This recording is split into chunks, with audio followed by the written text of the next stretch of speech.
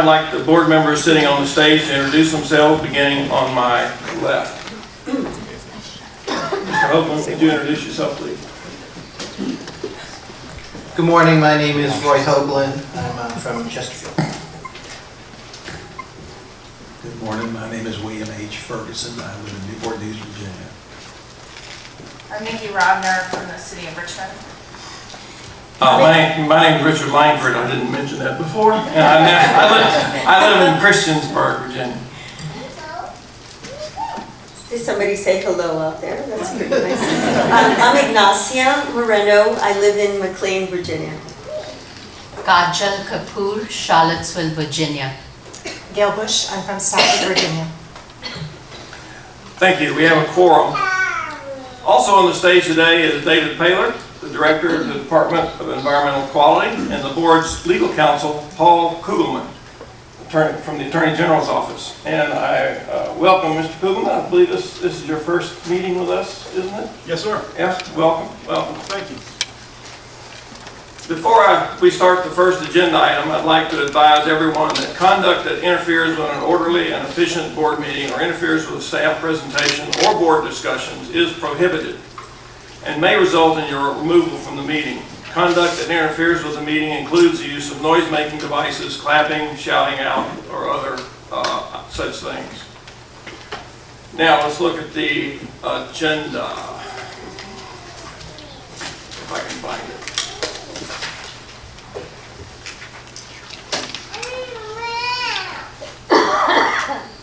I guess what we don't have on the agenda this time is the approval of the agenda. I'm going to take the chair's prerogative to insert that. Everyone has a copy of the agenda in front of you. Do I have a motion to approve the agenda? Mr. Chairman, can we just reverse one thing? It seems to me that we want to elect the officers before we have future meetings so we can make sure that whoever's chair is looking forward. You're talking about the last two yeah, items? just reverse. Yeah, we can do that. Thank you.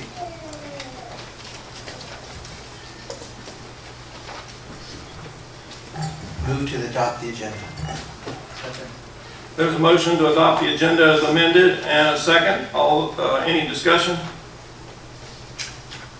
All those in favor signify by saying aye. Aye. Those opposed say no. The agenda is approved.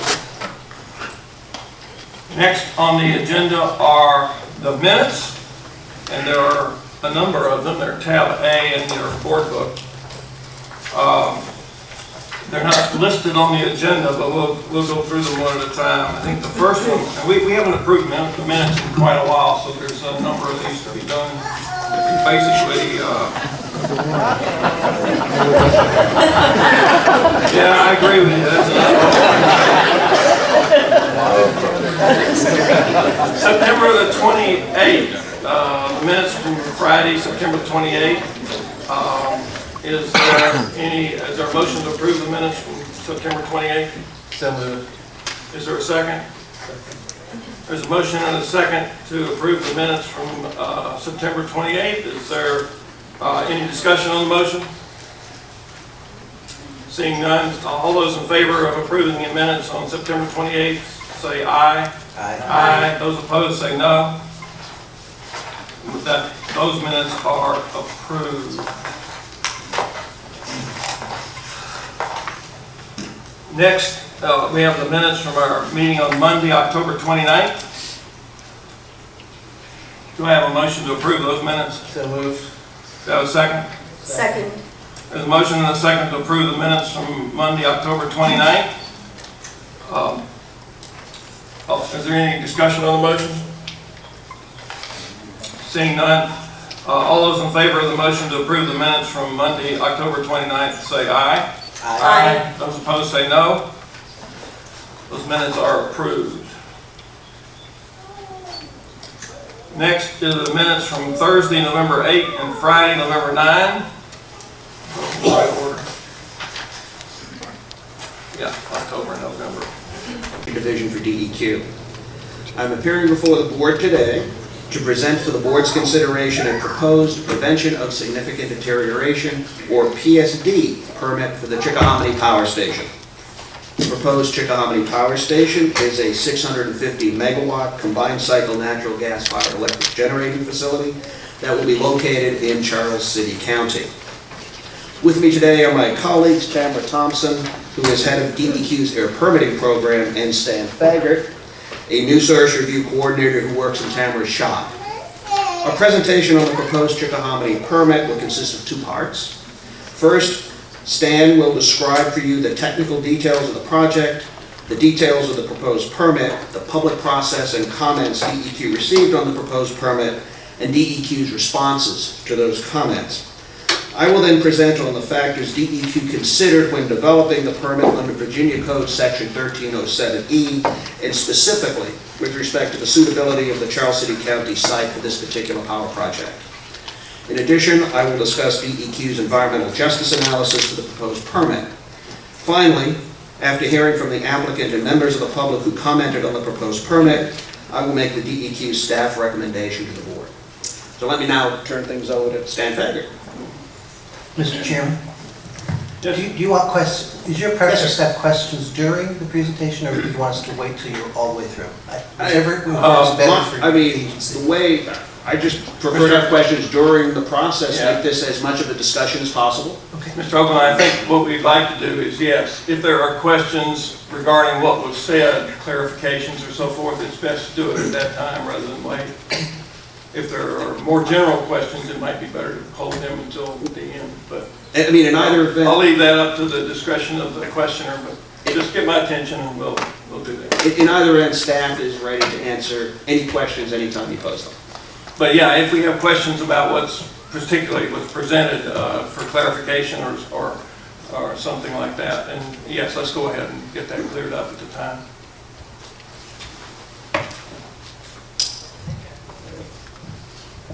Thanks, Mike. Good morning, Mr. Chairman, ladies and gentlemen of the board. As Mike said, my name is Stan Faggart. I work with DEQ Central Office and Office of Air Permit Programs. I'll be doing the staff's technical presentation on the Chickahominy Power Station project today.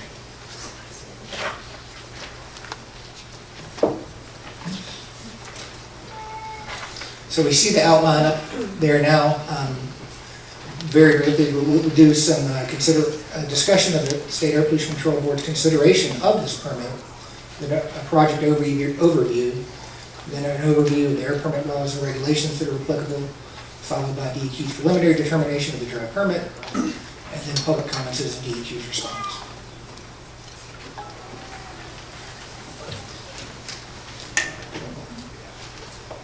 Thanks. During the public comment period, DEQ received 81 requests for board consideration of this permit. The director of DEQ reviewed those requests and under the applicable regulations and eventually determined that board consideration was appropriate. The meeting today, June 21st, 2019, fulfills the requirement that the board take final action on the permit.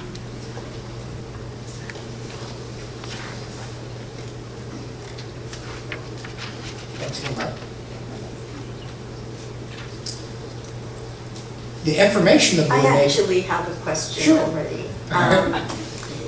You mentioned taking final action on the permit. Is there a timing requirement? Is there a legal requirement that action be taken by a certain date? Ms. Moreno, I think I was handed something that had perhaps the answer to that question. And it's not, I can refer to our attorney, but let me read what I've been handed about that. The State Air Pollution Control Law mandates that the board make a final decision on a draft permit within 90 days of the close of the comment period. For the Chickahominy Power Station, the comment period closed on March 20, 2019, so the statutory deadline for final action by the board is action was June 18, which is several days ago.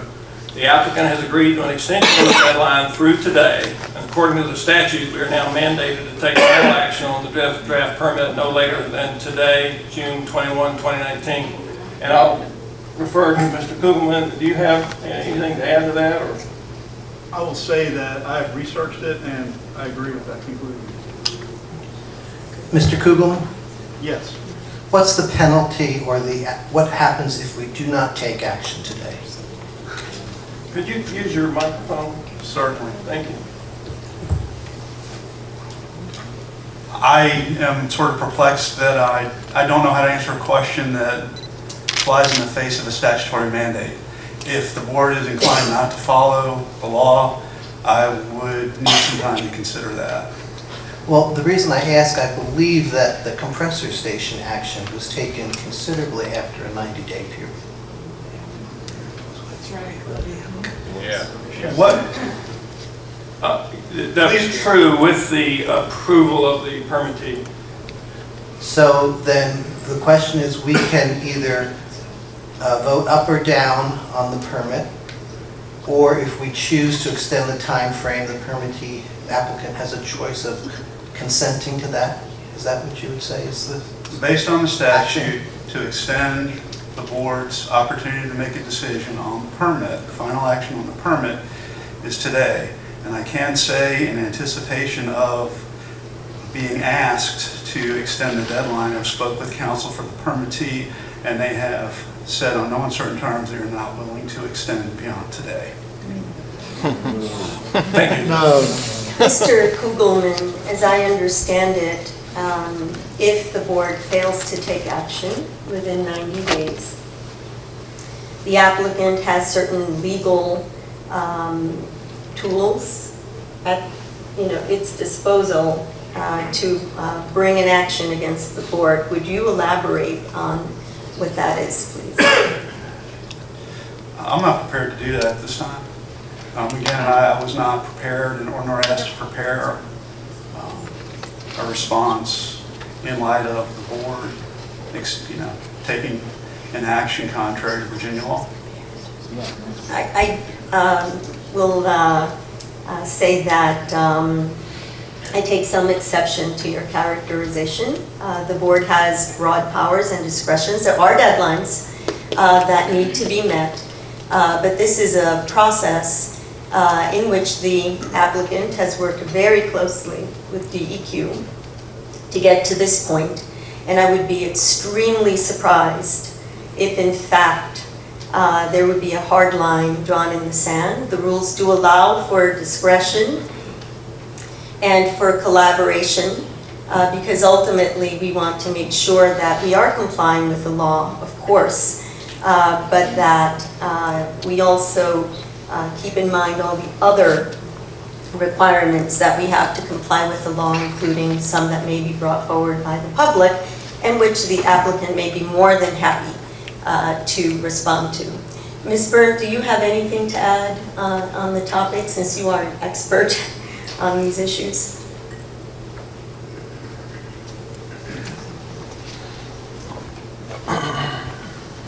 I don't know that I have any more to add. I mean, yes, the statute is explicit and clear in that the board has a mandate to act within 90 days. That's a General Assembly action. It was their intent that the board act within the 90 days. If a decision is not made, I don't know that there's a specific penalty to the board other than the fact that you did violate your statutory mandate to act. The APA does provide some procedures for how the applicant can proceed, but that doesn't necessarily give the applicant the ability for a timely decision that is envisioned by the statute. Mr. Thank Chair, you. I'm sorry. Mr. Chair, may I just elucidate, please, just to... Yes, go ahead. I agree with the board member that, yes, the board does have broad discretion, but not where the General Assembly has set specific parameters. And according to 10.1-1322.01, subsection N, it states that after the close of the public comment period, the board shall, at a regular or special meeting, take final action on the permit.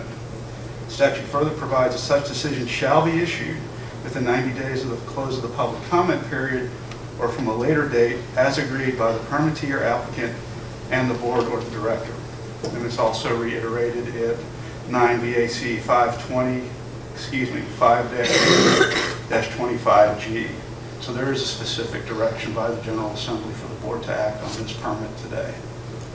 Mr. Chairman, Yes. I have a question for council. But should the board decide to reopen the public comment period, then that public comment period has not ended. The public comment period is closed, sir. Reopen.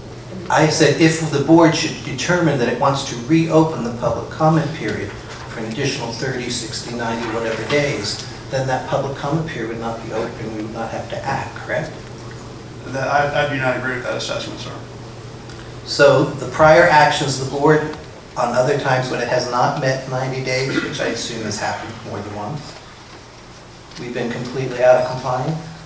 I believe what the council read said unless it's in agreement between the department, the board, and the applicant. And if you're referring to the case of the compressor station, which we dealt with earlier this year, there was an agreement by the applicant to extend that time. It sounds like the applicant in this case is not interested in doing it. Well, first, I would like to hear that from the applicant directly. Is the applicant present? Yes, sir. John Byron, Council. Would you do the mic, please? John Byron, Counsel for the applicant. And yes, the applicant's not willing to, first I'd like to address that prior matter that was raised. I believe in that case where the board exceeded the 90-day deadline, I don't believe that was a major source. So the same deadline I don't think applied. And as far as the question about if the board opened the comment period, could it then fail to act because the comment period hadn't closed? That would be the opening of a new comment period. As council has stated, the comment period is closed on this permit. And so the statute requires that decision be taken in 90 days from the close of the comment period. If the board reopened comment, it would be opening a second comment period. We were advised to the contrary, Mr. Kugelman, by prior counsel, and in fact worked with the applicant in the compressor station. We didn't, not the board, DEQ worked with the applicant to obtain concurrence, which allowed the board to consider all information and to make what was ultimately a unanimous approval of that permit. The reason that the applicant in this case is not willing at this time to extend, to agree to extend the time further is quite simply that delays kill the project. This project is in line with PJM for consideration as a independent power source that's going to be providing power to the grid. If the process is delayed further, we lose our position in PJM, the project dies. This has already been subjected to the full public comment process. The applicant agreed, although we don't believe that this application should go to the board and that there weren't comments or requests for hearing based on specific issues with this permit.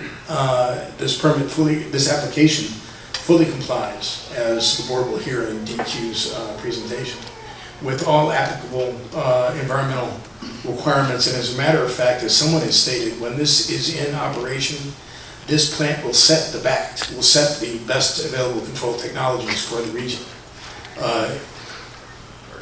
But nevertheless, the applicant agreed to extend the time frame for decision to have an additional public comment period today, and quite simply cannot agree to a further extension. It'll kill the project.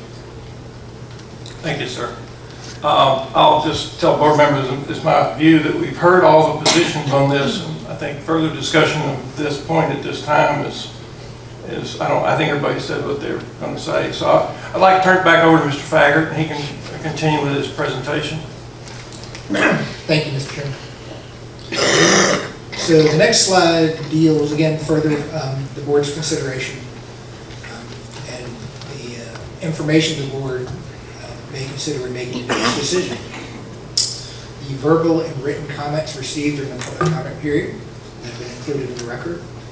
Any explanation of comments previously received during the public comment period made at the Air Board meeting today, the comments and recommendations of the department, and DEQ follows. In terms of who can comment today, persons who commented during the comment period, the public comment period that ran from January 31st to March 20th, 2019, may respond to any summaries of public comments prepared by DEQ for the Air Board's consideration.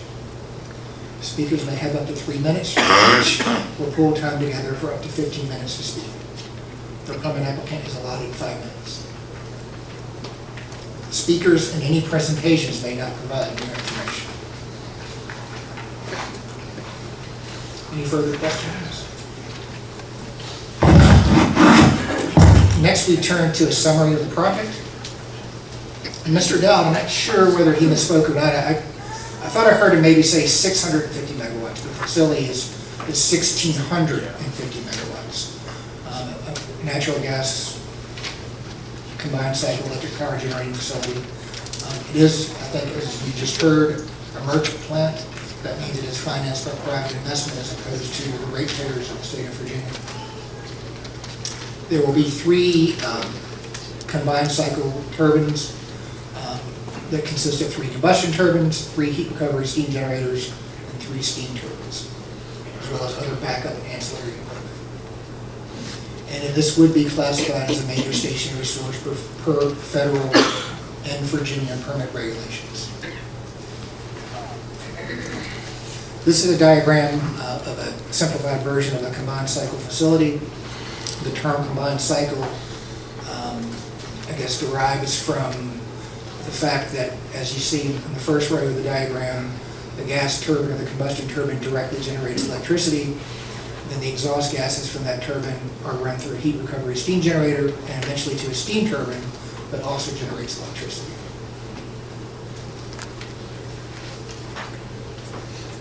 In terms of the plant's location, it is Charles City County, approximately 0.25 miles east of the intersection of Roxbury Road and Chambers Road. I don't know if you can tell from this map, but it's roughly situated to the southeast of the city of Richmond. We have a blow-up here. The facility boundary is outlined in red. Approximate, I should say approximate facility boundary. As you can see, it surrounds an existing Dominion substation that is outlined in yellow. And the scale of this figure is roughly 1,000 feet. We have a little bit broader angle on the next slide. Again, you see the property boundary outlined in red. And I just wanted to give you an orientation with Interstate 64 at the top of the slide. At the bottom left, we've circled in yellow DEQ's Shirley Plantation Ambient Air Monitoring Station, which provided the background information for this application. A brief timeline. The application was originally received in February of 2017. The applicant held their public briefing in May of 2017. DEQ eventually determined the application to be complete January 2019. The public comment period, as we alluded to earlier, started January 31st of 2019 and ran through March 20th. And the public hearing was held March 5th of 2019.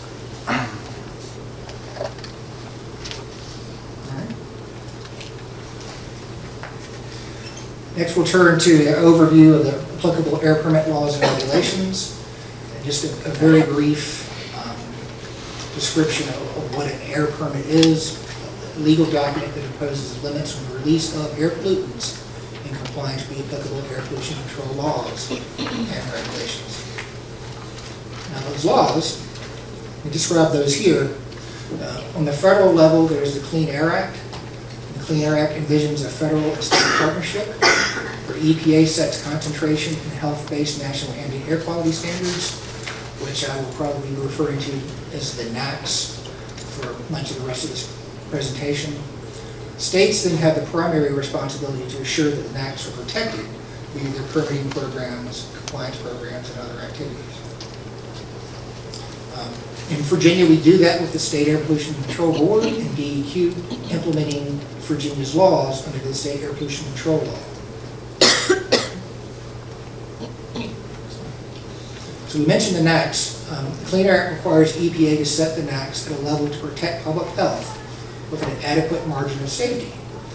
They must be based on an evaluation of the most current health science and must be designed to protect sensitive populations.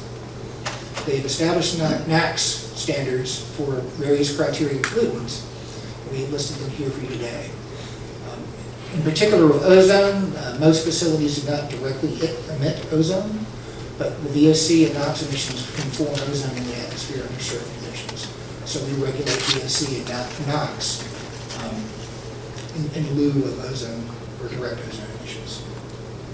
And then finally, EPA must review those NAC standards every 5 years.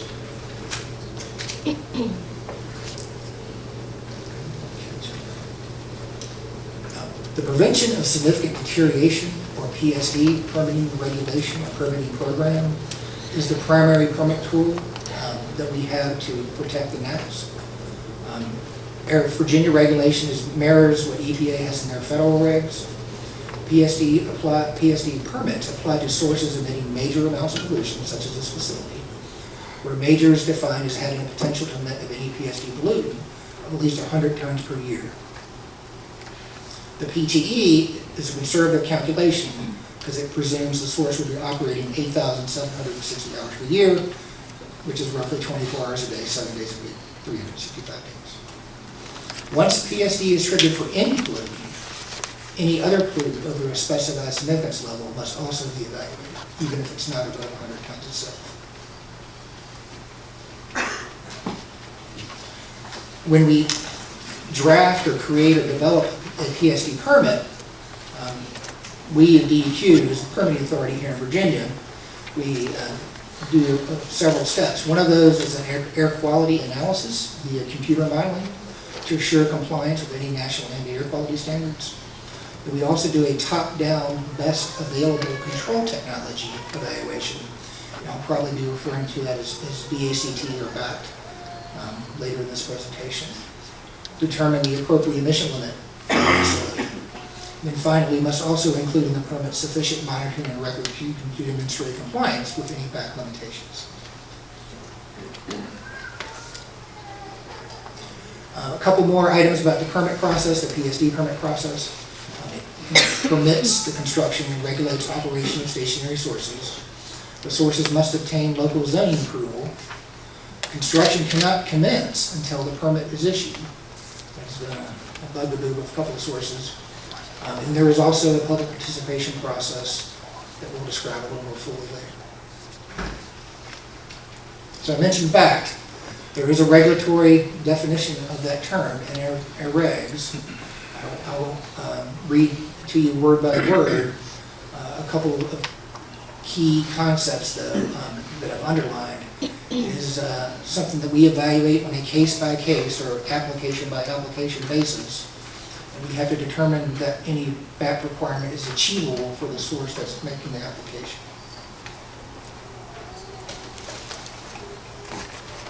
I said case-by-case determination. In Virginia, we utilize what's called the top-down approach, which is based upon EPA guidance. The evaluation of BACT includes a review of the EPA's BACT Layer Clearinghouse to consider what similar permits have been issued by other states across the country and EPA itself. And we also do research with other states to find out not just the permits, but the emission characteristics of facilities that actually have been constructed and started operation, i.e. have demonstrated the BACT limits can be met.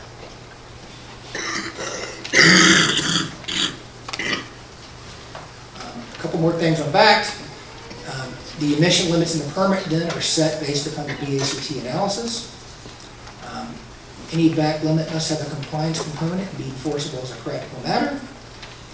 And the limits in a PSD permit, including the BACT limits, are enforceable both by the state of Virginia and the Environmental Protection Agency.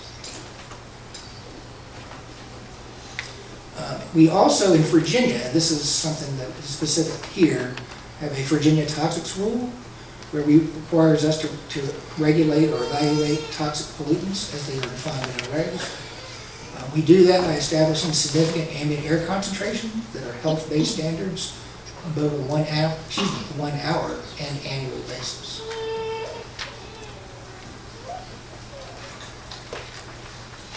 Next, I will turn to DEQ's preliminary determination that we provided for public comment. This slide shows the Chickahominy Power Station's annual emissions for the turbines. And as you see, several of the pollutants are greater than 100 tons per year, therefore triggering their major source status and the requirement to obtain a PSD permit prior to construction and operation.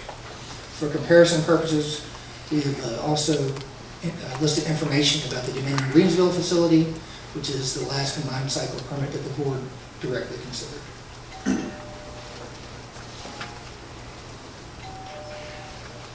So the pollutants triggering PSD at the Chickahominy Power Station include those criteria pollutants on the last slide, as well as some non-criteria pollutants such as particulate matter, sulfuric acid mist, and greenhouse gases. We regulate greenhouse gases in the context of PSD permits through the use of carbon dioxide equivalents. Pollutants triggering the Foods and Toxics rule include the ones listed here. The draft permit includes emission limits for these pollutants in the state-only section. And DEQ did also conduct modeling to demonstrate compliance with the significant ambient air concentrations, which we'll get to further. So the air quality analysis that I mentioned as one of the components of a PSD permit evaluation, DEQ's Office of Air Quality Analysis coordinated that modeling. They reviewed it with the federal land managers of the various national forests, and also with EPA Region 3. Neither the land manager nor EPA Region 3 had any significant comments on the modeling exercise. Sure. Based upon that demonstration, the facility is not predicted to cause or significantly contribute to a violation of any NAAQS or any SAC. The computer modeling was conducted using the worst case emission profile for each pollutant, and it analyzed the worst case operational scenarios for the facility. The analysis accounts for background pollutant concentrations from the monitor that I showed you earlier, and the impacts from other nearby sources, including the not yet constructed C4GT facility. Mr. Faggett? Yes. So I'm going to apologize again because I am so uneducated on some of this stuff. Some of the comments seem to imply that the C4GT facility was not properly modeled in this analysis. Now, my understanding is twofold, and correct me if I'm right or wrong, that that facility was included with background emissions and that kind of thing in doing the modeling, that its discharges were part of the analysis. My question is, some of the comments said that there's a need to do an analysis of the two facilities together and see what their impact is alone, as opposed to putting that facility in just the background emissions. Does that make, am I articulating it accurately, and could you respond to that? I can, we had a lot of different comments. Some of that complained, if you will, or made too prejudicial. Argued, that's a good one. Argued that we didn't consider C4GT at all. Which is not true, correct? Correct, that is correct. Others argued that we considered it, but that we considered it incorrectly. I think the Sierra Club was one that made some comments along those lines. We did, the modeling that we did accounted for the direct emissions from the Chickahominy station, the direct emissions from other nearby sources, such as C4GT, and there's a landfill that's close by as well. All those facilities were also directly included in the inventory. And then we also added the background. So in this case, the C4GT emissions were not included in the background.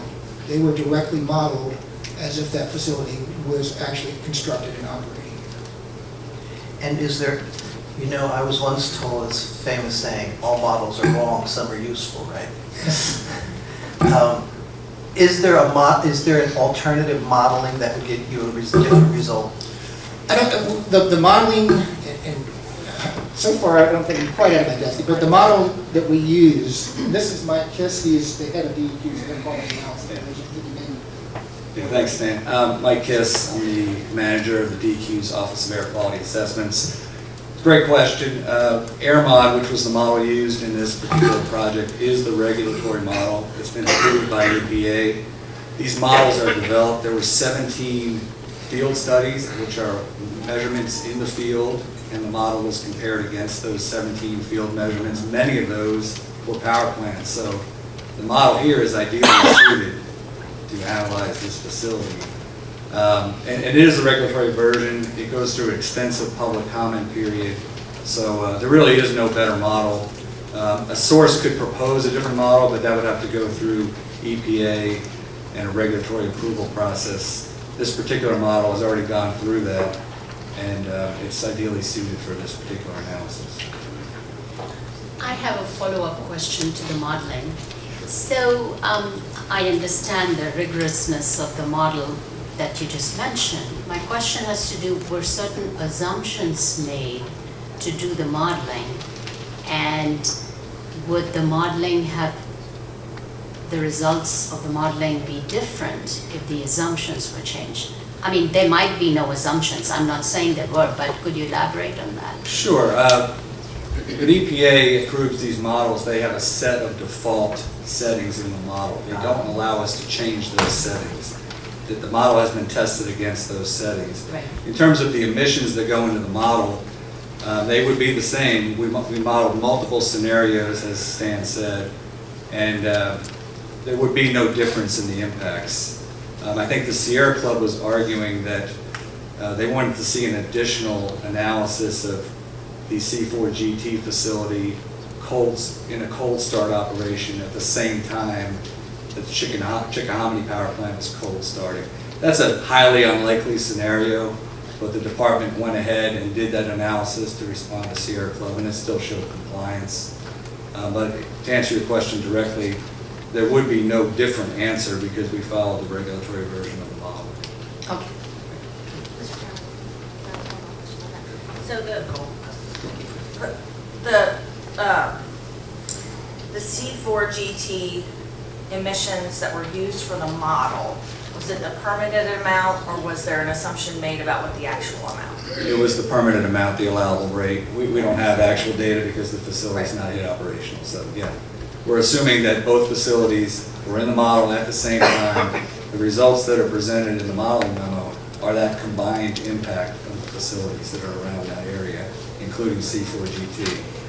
So we are modeling allowable emissions. Any other questions? Thank you very much.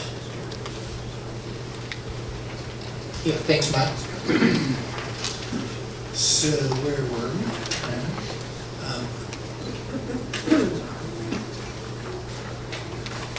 So emission units subject to PSD BAC, to best available control technology. The main three, of course, are the three combined cycle turbines themselves. Then also two auxiliary boilers, natural gas fired auxiliary boilers, three small fuel gas heaters, and some other various emergency and ancillary equipment. So the proposed BACT controls for the combustion turbines, we required ultra-low NOx burners and selective catalytic reduction for the control of NOx, an oxidation catalyst system for the control of VOC and CO, as well as some organic HAP, the use of natural gas only, and proper operation and maintenance for other pollutants. Then we also did an evaluation of the auxiliary boilers and gas heaters and the emergency equipment, as you see listed.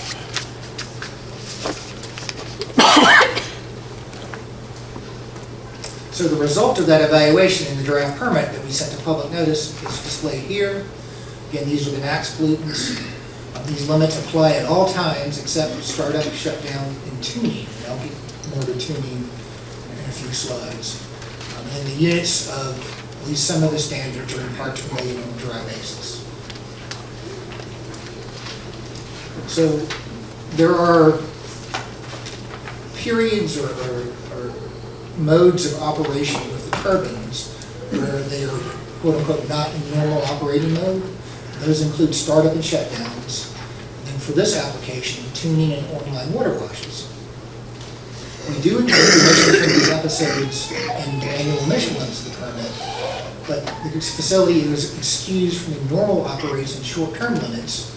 Instead, we establish pound per event and pound per day limits for those events instead. Now, the reason why we do that, at least for the startup and shutdown events, is because when the units are starting up and shutting down, the exhaust temperatures are outside the range that is required for the control equipment to effectively operate. so their emissions will be elevated during these periods. For the tuning and water wash events, the control equipment is operating properly. There may be variations in the uncontrolled units, uncontrolled emissions from the units in such scenarios. Sorry for that. All units must start up and shut down, so it's a recognized phenomenon that we have had to evaluate and address in other permits, and other states have done the same. Particularly for electrical generating units, where their operation, I think as you heard the gentleman speak to earlier, is to a degree subject to the dispatch of the electric system operator, and of course the variations in load and demand for electricity. For tuning and water wash events, these are important to maintain the turbines in efficient operating condition, particularly giving facilities like this one in the Dominion Greensville facility, where the greenhouse gas limits are very, very strict. So we mentioned greenhouse gases as triggering PSD as well. There are some specific considerations with greenhouse gas emissions that are a little bit different than their consideration for other criteria emissions. Greenhouse gases are not really controlled by any add-on control equipment. So instead, we evaluate how efficiently the turbines are designed, constructed, and operated as the standard which we evaluate. One of the things we've found and that other states have found is that turbine function can degrade over time, even with good maintenance practices. So starting with the Dominion Greensville project that the board considered back in 2016, where we have specific degradation data available, DEQ imposes what we call a tiered emission limit over time. And that the usefulness of those tiered approach is that we avoid giving the facility unnecessary margin in the early stages of its operation. So what that looks like in the draft permit here anyway is the emissions that I've described here, the emission limits. We evaluated both greenhouse gases on an emissions basis and a heat rate basis. As you can see, the emissions basis, which are in units of pound per megawatt hour, pound of CO2e, I should say, are applied on a rolling 12-month average that includes all periods of operation. Then the heat rate standards that we have in the permit, compliance is demonstrated once every 6 years at 100% load. All right, so now I'll turn to the public comments that DEQ received during the comment period and the public hearing. As we described earlier, the public comment period ran from January 31st to March 20th, 2019. DEQ conducted its public hearing on March 5th of 2019. At the public hearing, we had 9 folks sign in, and then 3 of those 9 provided oral comments, and then 2 of the 3 also provided written comments. Mr. Fager? Yes. Can you tell us about the informational meeting, which is also a requirement? The applicant informational briefing, so that occurred in 2017. It took place in Charles City County as well. Well, I'm referring to your comment, and at least as reported, I believe it's in the record, and Permit Writer Sinclair, that the applicant did not follow the requirements of the informational meeting. Mr. Hoagland, let me address that, at least initially from a high-view level. Well, can I have Mr. Fager answer, since I believe it's his email that's in the record? It is, but I want to set I want to put it in context. Oh boy. And I'm glad you asked the question, because what this shows is the dynamic discussions we do have at the staff level with respect to almost every aspect of permits here. And the fact you see differences of opinion in emails at the staff level on something like this is certainly nothing out of the ordinary or nothing new. And what happened is that they had that exchange. We considered, DEQ collectively considered all the facts relevant to that, to the applicant's presentation, and decided that it did indeed meet all statutory and regulatory requirements. Mr. Dowd, I understand that. I'm trying to make my own decision of whether the requirements were met. So, Mr. Fager can certainly speak to his own memory of that. So, Mr. Fager, what the emails reflect is that Ms. Sinclair wrote there was no mention of specific pollutants, quantities, or controls by the consultant which was required. You responded that it was almost like they didn't meet the regulatory requirements of the briefing. I understand exactly what Mr. Dowd's saying, and I don't disagree with that being the nature of how agencies work. That's the way it should work. There should be dialogue, there should be discussion. I'm interested in knowing what your conclusion was and why you reached that conclusion. Well, based upon Allison's first email. Were you at the informational hearing? I was not. Allison, Okay, Allison Allison. and her immediate supervisor. Is she here? She is not. Okay. Yeah, her immediate supervisor who attended the meeting, or the applicant's public informational briefing with her, is in the audience, if that becomes relevant. So she had sent that first email, and I think, I don't know whether you have the entire chain of email or not, but based upon that initial message from her, I had some concerns, because it sounded like maybe that you know, that the one citizen that showed up and attended may not have gotten all the information that individual may have wanted to learn about the facility. And only one citizen showed up? That is correct.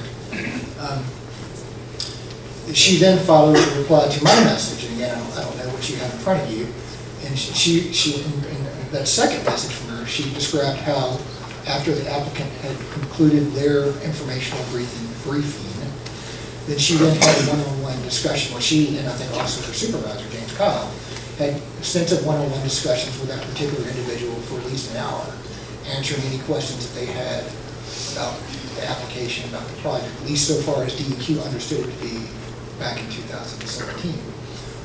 So based upon that response from her, my particular concern was alleviated. It sounded like we had not prejudiced that individual in any way by, you know, having any sort of lack of information or lack of knowledge. And then I don't know what exactly you have before you, but we contacted that one citizen again later when we got ready to go to public comment period in 2019, and offered that individual the opportunity to come back into DEQ and have even further discussions to make sure any questions they had were answered. That offer was accepted by the individual, and he came to the Piedmont Regional Office and had a several-hour conversation with Allison again. And that, so I wasn't aware necessarily of, you know, that follow-up meeting back in 2017. Of course, it had not occurred. But you know, what Allison said to me in her second email then alleviated my concerns, and so that's why I did not pursue it any further. Thank you. Sure. Let me get following. In reading the public hearing notes from this year, there's a discussion about that prior to that hearing, there was another informational question and answer session for people, and some people apparently attended it and found it very useful. So that wasn't the only, even though it might be the statutory one, but that wasn't the only informational meeting, is that correct? Right. The public hearing that was held on March 5th, prior to that, Allison ended up getting caught in traffic on the way to that meeting, so it actually ended up being myself who managed, or I guess coordinated that public Q&A that we had prior to the public hearing. I think again that the one citizen who was at the applicant informational briefing was also at that public hearing and also participated in that Q&A session. That one went on for probably close to 2 hours before Allison and James finally got there, because there was a big wreck on 295. That's kind of what caught them. And then we were able to start the actual public hearing and get the oral comments from the folks that wanted to orally comment. Thank you for that clarification. You're welcome, Mr. Chairman. Mr. Faggett, I'm just a little confused because in this article in the paper yesterday, it said that Ms. Wren said a second briefing was never held because the revised application was, quote, more stringent than the original proposal. I think she was probably referring to a second applicant informational briefing. The event that I was just describing was just part of it's your normal informational session before a public hearing. I don't know, normal is quite the word, but we often... You often do it. Right, exactly. Any more questions on that? So we described the oral comments at the public hearing, and we also received written or email, most of them, I think all of them came in via email. We had 103 of those, including some parties that made multiple submissions, so we just counted those as one commenter, if you will. That included EPA Region 3, the Chickahominy Indian Tribe, of course the applicant, various environmental organizations, and 96 private citizens. And as we mentioned earlier, of those, that group of commenters, 81 requested direct board consideration. And I think you skipped over the Regional Planning Commission also commented. They did, well, and of course their comment was that they had no comment. So that's why I did not mention them specifically, but you're correct. But we count that. So a summation or a summary of the comments that we received, they, I guess, generally fell into several categories. The limits in the draft permit did not reflect BACT for greenhouse gases.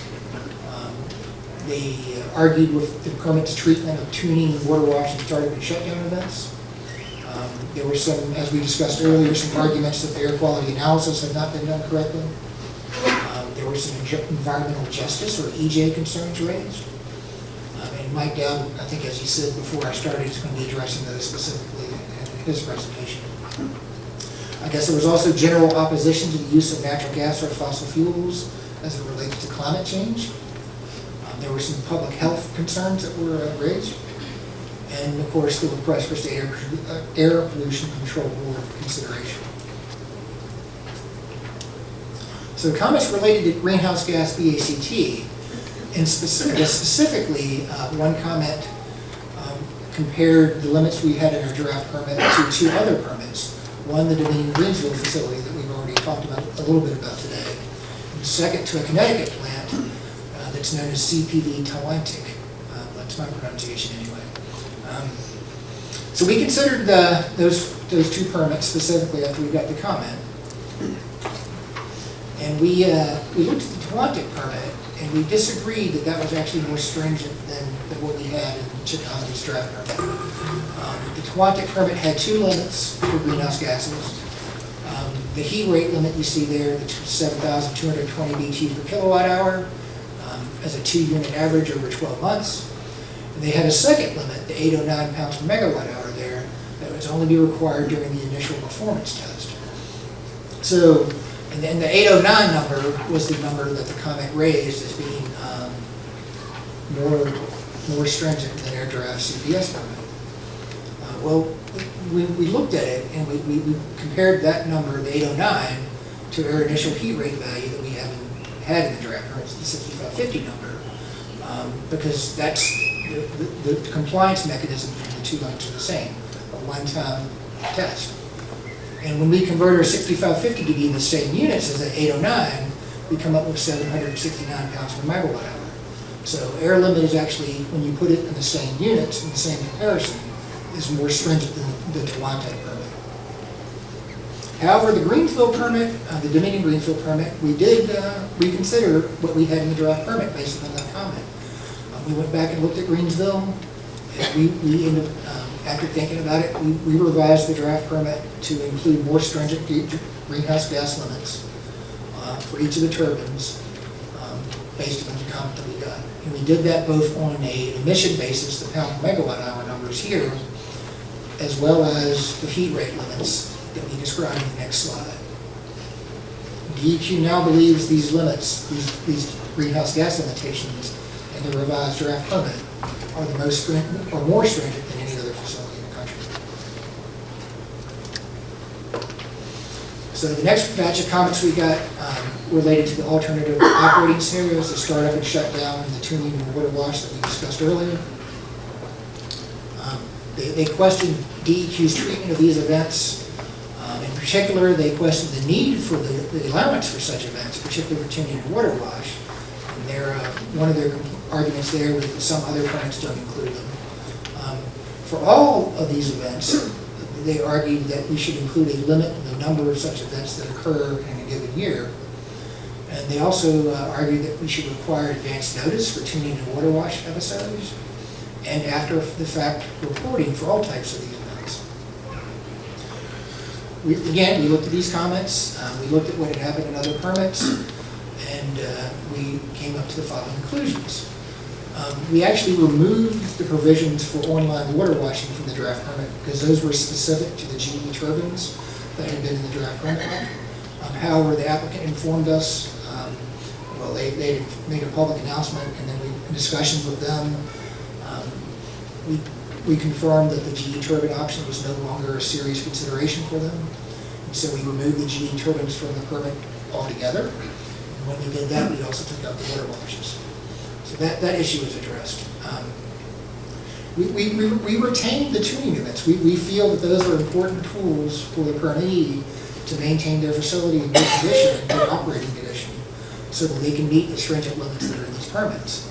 We did include tuning events at the Dominion Greensville facility, and we thought it was appropriate to do so again here.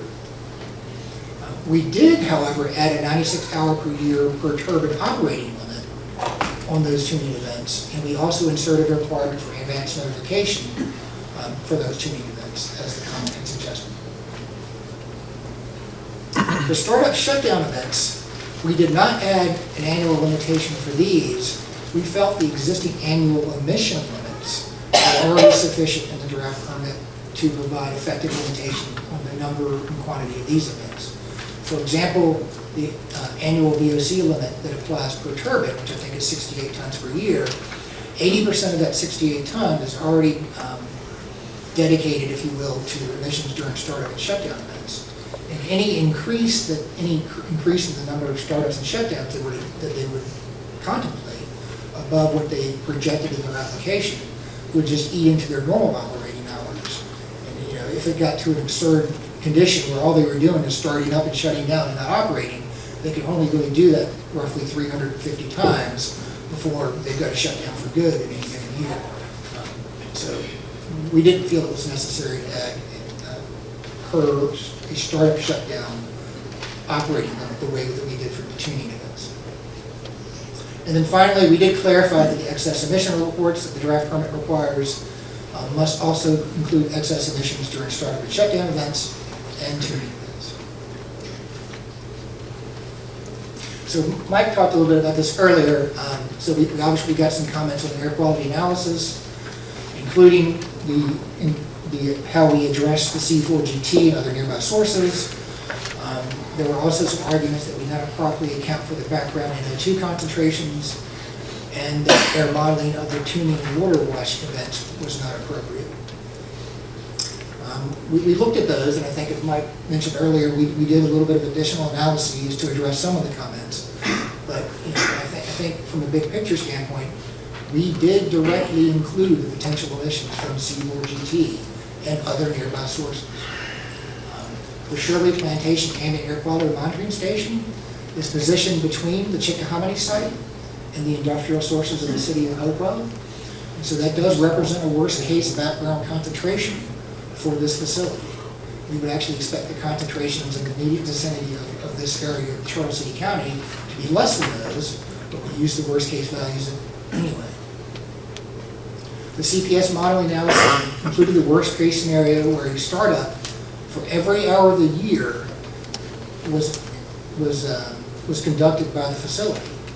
And in that scenario, where we basically have a startup 87, 60 hours a year, even though they can't do that based on their annual emission limits,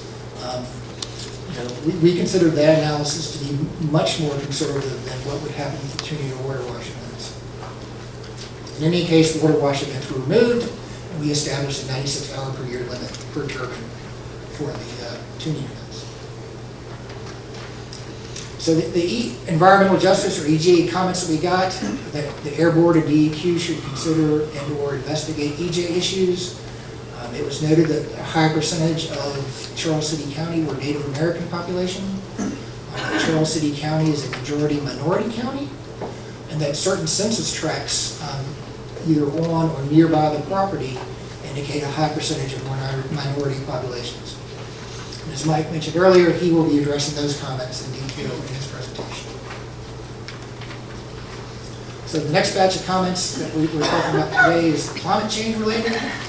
Again, just very broadly, these were comments about the emissions from natural gas production, the natural gas transmission, pipelines, comments that we as DEQ should be implementing renewable energy instead of fossil fuels. And we also had some comments that questioned or argued about the relationship or conflict that this permit would have with the Virginia carbon trading rule that the board recently considered. With respect to those climate change comments, the Dominion Greenville facility that we referenced earlier, there ended up being a court case after the board issued that permit in 2016. And that court case was eventually resolved in 2017. And the court ruling in that case confirmed that the stationary source addressed by a PSD permitting exercise is limited to a common sense notion of a plant and does not include the entire pipeline or natural gas production system. We only look at the facility that's using the gas. They also upheld DEQ's determination that substituting solar as backed would represent redefinition of the source, that solar power was therefore not backed. We didn't really get comments that honed in on this particular issue. They kind of were hidden around it a little bit. And so we wanted to have this address, I think, the concept here, so that's what this is. And then as far as the Virginia carbon trading rule, the emissions from the Chickahominy station will be included in the existing cap. There's no like outside the cap emissions in there. These emissions will have to be accounted for in the rule once it becomes active. I don't know when that will be. I guess that depends upon matters outside our control here. But just reiterate, and there will not be any increases in the cap or the budget to account for this facility or any other new facilities, as far as I know. Yes? I understand that, Mr. Fager. My question, though, is, given that that regulation is not in effect, is the board not approving an additional load, carbon dioxide, of 6 tons or whatever the number is? 6 million. 6 million. This facility will have the capability to emit that much. Well, I think the short answer to your question, Ms. Oakland, is yes. Yeah. The board will be permitting Additional carbon dioxide. potentially Well, 6.5 million. everything's potential because it's a permit now. Generally, they emit far less. I mean, But- Tom will look at it, what the actual emissions for these plants are. But yes, it will be absent the implementation of Rule C-17. It will be an additional CO2 emissions in the state. Yes, sir. And you sent me a chart, attachment C, Virginia Power, Yes. actual. I'll introduce Tom Ballou, who's our Hey, Tom. air quality manager. Good morning. Mr. Blue, I hate this calling you Mr. You can call us by our first names, we'll call you. I know, I'm very uncomfortable with that. It's very condescending for us, I think. In any event, I couldn't figure out where in this chart the new facility lies. Same. Actually, I think Attachment C. attachment C was Virginia- actually actual emissions. Actual emissions, so assuming that the plant were issuing its 6, where in this chart would it fall? Is Well, it between 5 and 10? If it were to actually emit that 6 million or so tons, it would be the largest emitter in the state based on that. But again, this graph is only showing you actual emissions for 2018. So therefore, it would not show up on there. The way I tried to account for that was, Well, let me rephrase my question. Sure. Tell me, so the permitted amount is annual, right? Or is it per? That's correct. All right. So, and this is actual annual Yes, for a specific year. for 2018. Historical year, yes. If this facility were to start up and be permitted to emit its limit, are you telling me it would be off this chart? Mr. Oakland, I would just ask you to stand. With respect to, say, the Greensville. No, I want to know where it fits in this chart. Hey, whoever in the audience made that comment, I would ask you to refrain. I'm trying to do my job here. The Greensville plant was permitted for about 5.8 million tons of CO2. If indeed this plant, Chickahominy, emitted 6.5, yes, it would be off that chart. Yes, sir. That's correct. Sure. It would be 6.5 million tons. It wouldn't be 3. But again, one of the other charts in here, which I believe chart A, goes through the sources that we do have allowable limits for CO2e, and those that have actual emissions are also indicated there. And in all cases, those actual emissions are below their allowable limits. I understand that, but the legal framework within which this facility or any other facility operates is within the allowable limit. That's correct. So regardless of what they actually emit or not, they are permitted to emit considerably more. It would be emitted, they're permitted to emit about 6.5 million tons. Yes, sir. Thank you. Go ahead. So is there, based on your historical experience with facilities where they are actually admitting less than what they are permitted to, do you have an idea about what actually this facility might end up emitting, or the historical standards don't apply here? I mean, it's really something to predict, something that we can't really predict because it depends on the low, you know, the agreement they have with PJM, where they fall in terms of, you know, what's the word I'm looking for? Other dispatch. So it's really very hard to predict. All we can do is look at these other facilities and say, yeah, in all cases, obviously they don't exceed the permit limit, but we're going to fall somewhere in between the actual, whatever actual number they have and that permit. You know, for comparison purposes, all I can say is that the Greensville plant, which is almost as large as the Chickahominy plant, is permitted to emit around 5.8 million tons of CO2. In actuality, they've emitted about 3.5 million. I mean, that's no guarantee that that's what the Chickahominy plant would emit, but it's, you know, it's a guide. And then, you know, other plants are the same. I don't know what the Warren County is permitted. So Mike, It didn't happen. why do we issue permits that allow such a greater discharge than what is actually linked?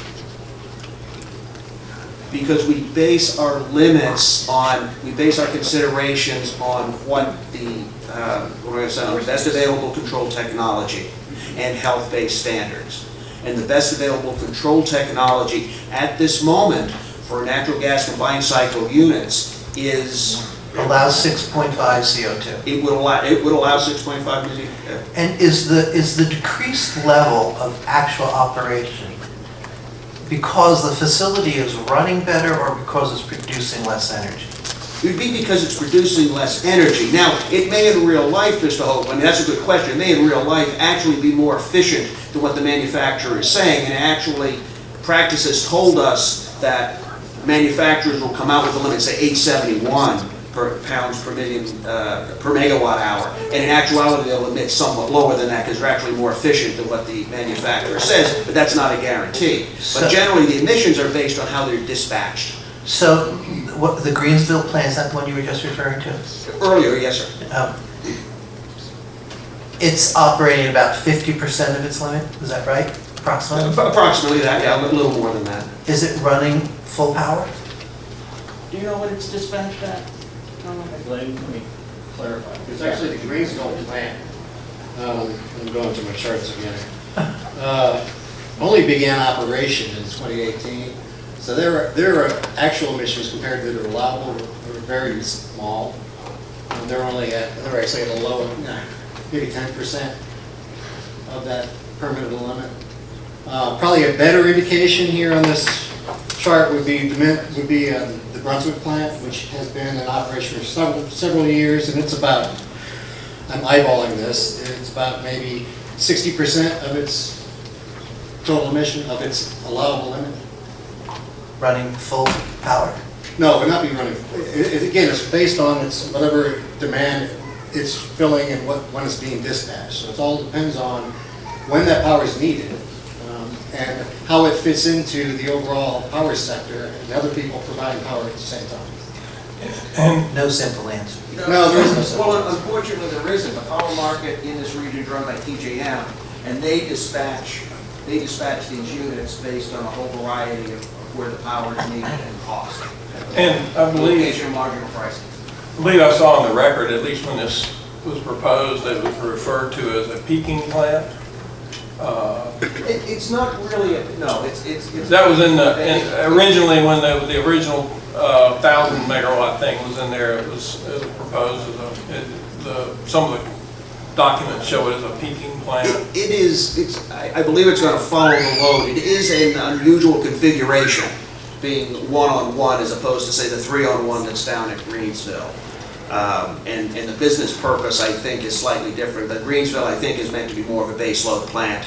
I think this plant is meant to be more of a load follower. I would not call it a peaking unit. Load following and peaking, maybe. I think there's a little difference there, but. Yeah, okay, but in any event, it's not anticipated from, well, say that. Well, following the load, it's not anticipated by the permittee to be running 100% load for full time. Correct, but it would be running more than a peaking unit would. Okay. And Mike, one more question. Do you remember what the CO2 authorized emission level is for the C4 GT? Here, I think. I believe it's the 4 million to 4.2 million range, sir. It's actually in that attachment A as well, blue part. It's the second one down from the top. Oh, right. So we're authorizing over 10 million more CO2. That's correct. With no offset, because we currently don't have the rule in place. Actually, my question goes to the final point just made by Mr. Hoagland. I understand that these new potential sources, and I say potential because we have not yet approved a permit for the Chickahominy power station.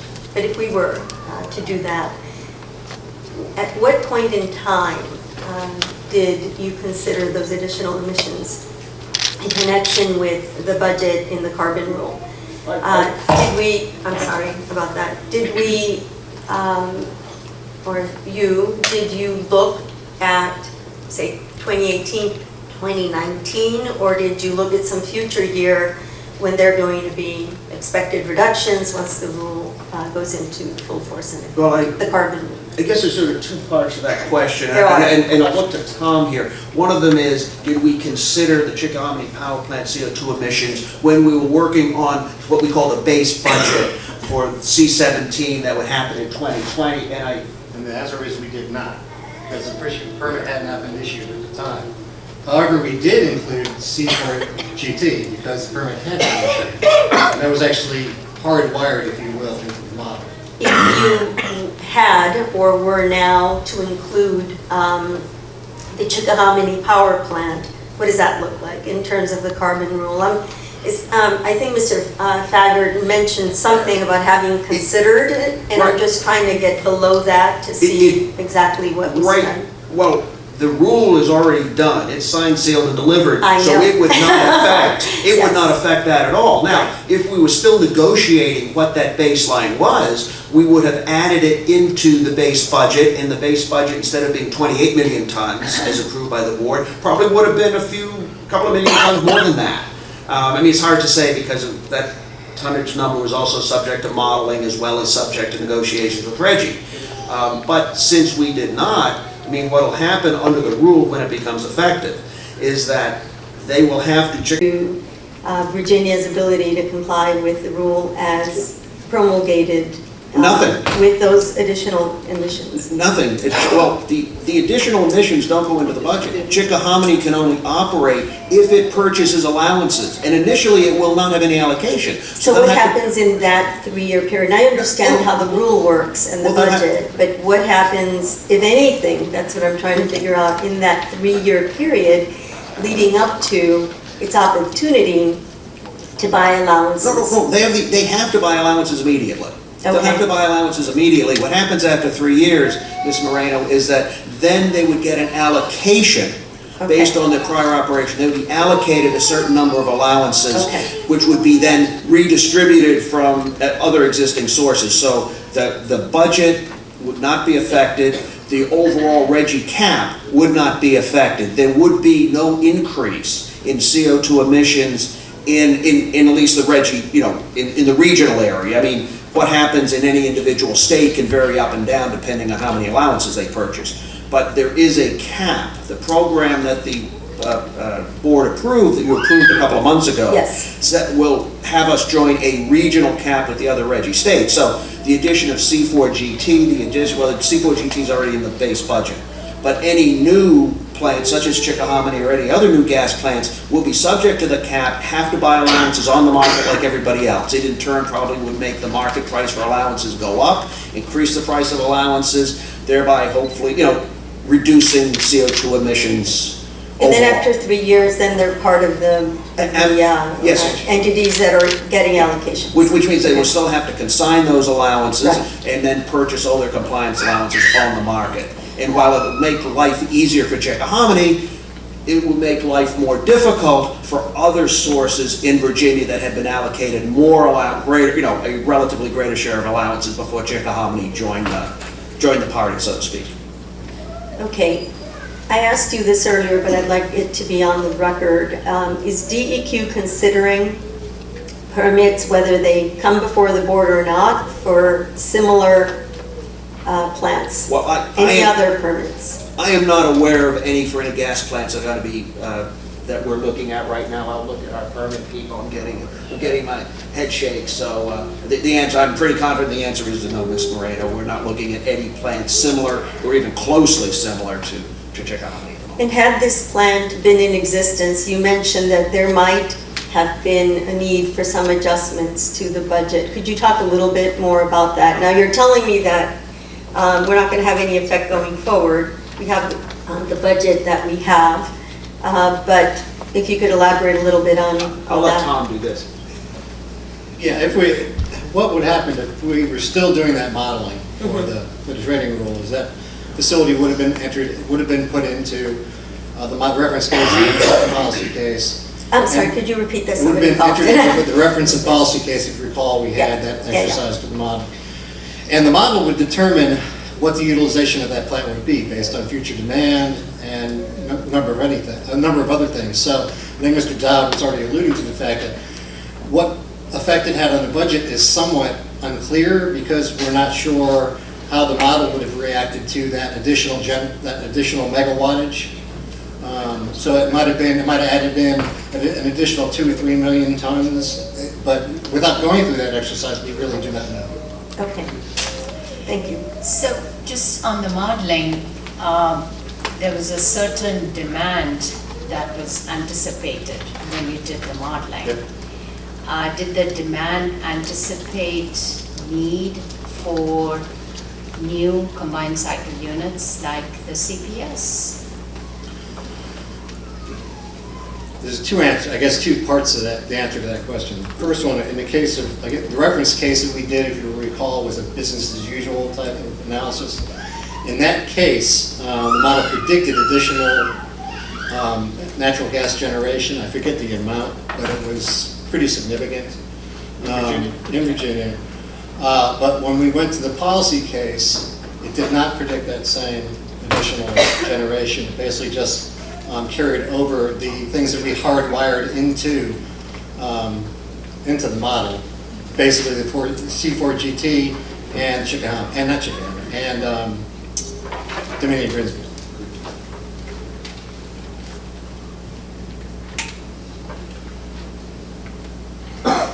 I'm just trying to understand how the need for this kind of unit came about, what triggered it. That's a great question. It's one that DEQ doesn't typically address, the needs for power. And I'll get into this a little bit in my discussion of 1307E, but the need for power is generally addressed at the State Corporation Commission level. In this case, and I'll mention this, one key factor for that the SEC considered is that this is a merchant plant. All the risk, all the financial risk is borne by the investors. If it turns out there is no need for this additional electricity, then the investors bear the cost of any stranded assets or the cost of an underperforming asset. And that was consideration for the, when the SEC considered it. Had it been a Dominion plant or a regulated utility plant, there would have been, the SEC would have had it would have been a different type of process, I believe, for the SEC looking at ratepayer impacts and things like that. But in this case, whether or not the energy is needed actually in future, if the modeling turns out to be wrong, if the Chickahominy investors have made a mistake, that risk is borne by the Chickahominy investors and not by the ratepayers of Virginia or Charles City County.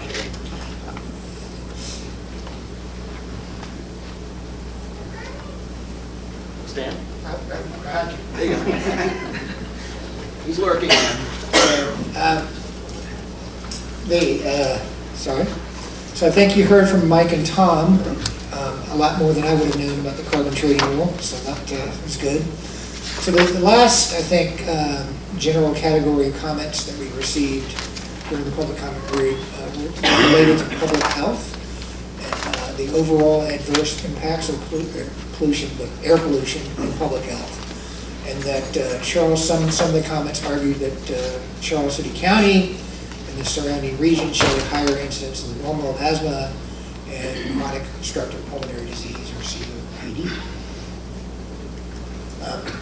DEQ's response to this is that, the whole point of the Preventive Significant Deterioration Permit Program is protecting the NACs.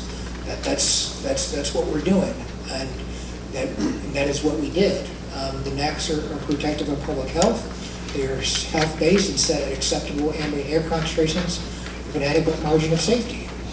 The modeling demonstrates that the proposed facility will not cause or contribute to any violations of any applicable NACs or SEC in worst-case conditions. And, they're really not close for any of the pollutants. So that was the department's response to these issues. Did you do a cumulative impact analysis, and what exactly did you do?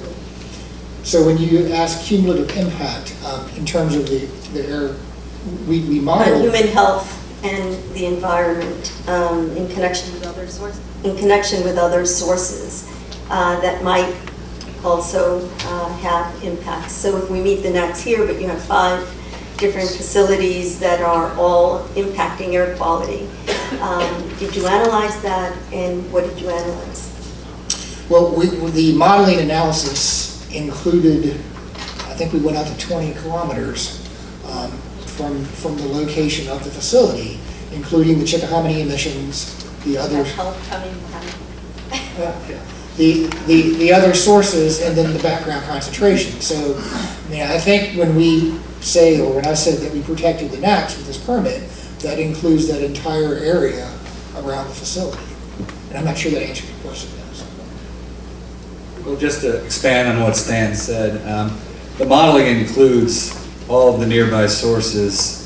It also includes a background concentration. And what's interesting in this case is in the model we actually have the nearby sources, and those same sources are impacting the background data. So you're almost double counting the impact from the facilities in the area. And as Stan pointed out, we're well below the NACs in every situation. So we don't really have any concerns about the public health in this particular case. A quick follow-up question, just to confirm. I understand that the results show that there's not a concern from this modeling standpoint, but DEQ doesn't dispute, because I think they even recognize that the surrounding area does have a higher incidence of asthma. Yeah, I think that's actually included in your analysis. His presentation. Correct? Yeah, I mean, my job is to show compliance with the standard. I think Mike's going to address the health issues in the nearby areas. Any other questions? That was my last slide, so just any other questions and comments about the technical issues that we've discussed today so far? Thank you. Thank you. You're welcome. I'll turn it over to Mike Dowd again. Okay, thank you, Stan. Okay. Leave this. Okay, thank you, Stan. I'll try to enunciate better. If it came out as 650 tons before, I apologize. It's certainly 1,650. Again, I'm Mike Dow, the Air Division Director. I'll be addressing environmental justice and the general requirements under 1307E of the Virginia Code, site suitability. And some of what I'm saying, especially initially, Stan got into in some detail. I think a lot of it bears some repeating. Protection of public health and the environment is DEQ's most important goal. All Virginia air permits require both state-of-the-art air pollution control and assurance the source will not cause any violation of health-based air quality standards, such as the NAAQS or state air toxic standards. And as just discussed by Stan, the proposed permit for the Chickahominy Power Station meets both criteria. Before going further, I want to mention how the DEQ air permit process protects public health in the larger context of how the program functions within the framework of the Clean Air Act and the State Air Pollution Control Law. The Clean Air Act, as Stan said earlier, envisions a federal-state partnership. First, EPA sets health-based national air quality standards. It is then the role of the states, like Virginia, to achieve and implement the NAAQS. The Clean Air Act requires EPA to set the NAAQS at a level to protect public health with an adequate margin of safety based on an evaluation of the most current health science. The Clean Air Act requires that NAAQS be set at a level to protect sensitive populations, such as children, the elderly, and asthmatics. EPA has established NAAQS for 7 pollutants: ozone, nitrogen dioxide, sulfur dioxide, carbon monoxide, lead, and 2 forms of particulate matter, PM10 and PM2.5. Now, the Clean Air Act further requires EPA to review and, if necessary, revise the NAAQS every 5 years based on the latest health science. The State Air Pollution Control Board and DEQ implement the NAAQS. Mr. Dow, yes, sir. When No, is ma'am. that's Sorry. fine. When is the next 5-year review? For which pollutant? For the pollutants at issue here? Well, I don't know them all, but I do know that PM 2.5 is under review right now. Let me say one thing. The PM 2.5 level in the current NAAQS was set under the Obama EPA.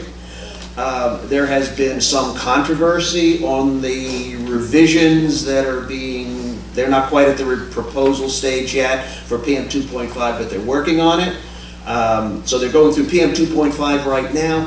Maybe, I forget, was SO2, I think SO2. SO2 just finished. EPA decided not to change the level. I think NO2 also was recently examined as well. And ozone is being looked at now too. I think it's a year or 2 behind what's going on with PM 2.5. So stay tuned for those. But the PM 2.5, as a short digression, is a very interesting and controversial process that's going on right now up in Washington. So, and it's a State Air Pollution Control Board and DEQ. We implement the NAAQS under the authority of the State Air Pollution Control Law found at 10.1/1300 of the Virginia Code. Slide 4. Contained within the State Air Pollution Control Law is Section 1307E. Section 1307E of the Code requires the Board, and by extension DEQ, to consider the facts and circumstances relevant to the reasonableness of the activity involved when issuing air permits. Specifically, Section 1307E sets forth 4 factors the Board and DEQ must take into account. First, the character and degree of injury to or interference with safety, health, or the reasonable use of property which is caused or threatened to be caused. Second, the social and economic value of the activity involved. Third, the suitability of the activity to the area in which it is located. And fourth, the scientific and economic practicality of reducing or eliminating the emissions resulting from such activity. Mr. Dow, Yes, sir. when I read the transcript of the public hearing, Of which public hearing, Ms. Sullivan? the first one. on this Oh, permit. our public hearing, yes, sir. I forget Alice in the last name, excuse me. Allison. Ms. Sinclair. Ms. Sinclair, thank you. She stated that they were looking for comments on the technical aspects of the permit only. Is there a reason why we limit the public comment on technical aspects only when we have these 4 criteria for our judgment?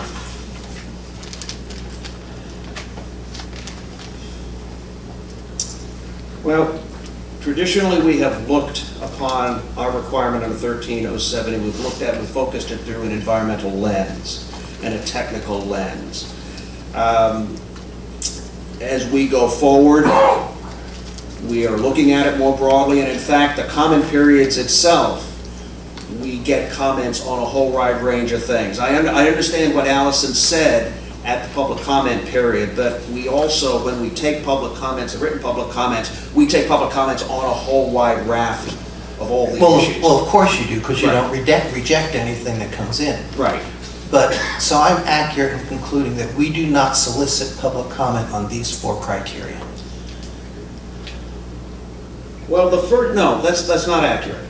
The first and fourth criteria are dealt with through what we believe through our technical analysis. Okay. I would respectfully disagree, but. Okay, well, we can disagree on that.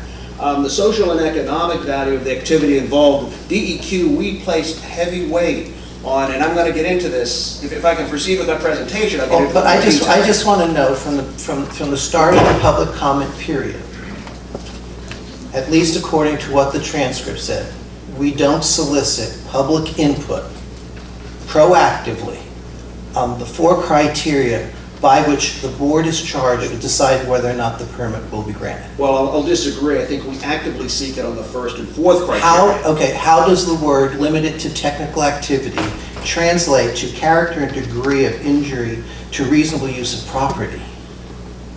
I mean, Because it gets to the technical requirements we put onto sources. It gets back to VACT. It gets to air quality standards as well. I understand you. I guess my construction of those words is not limited to a technical aspect of a permit. Well, with all due respect, DEQs and council may have a different view as to how what authority the board has on it. DEQ has traditionally looked at section 1307E in the context of our authority under the Clean Air Act and the State Air Pollution Control Law. And as I go through my presentation, you'll see that we consider sections, especially 2 and 3, in the context of local approvals and State Corporation Commission approvals, who have the specific expertise and are charged under state law specifically with those. And we make sure that those Ts have been crossed. We do not conduct an independent assessment, but we look at all that data as it goes. I don't disagree with anything you said in terms of how you do your job.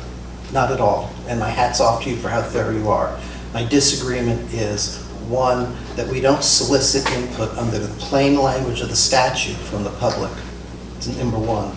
And number 2, at least from prior legal counsel, those words are very, very broad and far extend beyond permit technical criteria. So go ahead. Thank you. Well, to get back here, in the case of the first and fourth factors of 1307E, we believe they're satisfied both by DEQ's application of best available control technology to the Chickahominy station and by emission limits proposed that assure that emissions from the plant never violate health-based air quality standards, even under worst-case circumstances.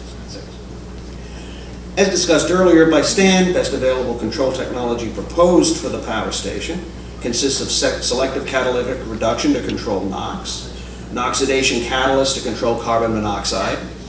Greenhouse gases are controlled by state-of-the-art, highly efficient turbine design and operations, resulting in CO2e emissions ranging from only 812 to 871 pounds per megawatt hour over the life of the facility. And I think something Stan didn't mention, leak detection and repair requirements, or LDAR, for components leaking methane. That's in the permit as well, and it also goes to controlling CO2e.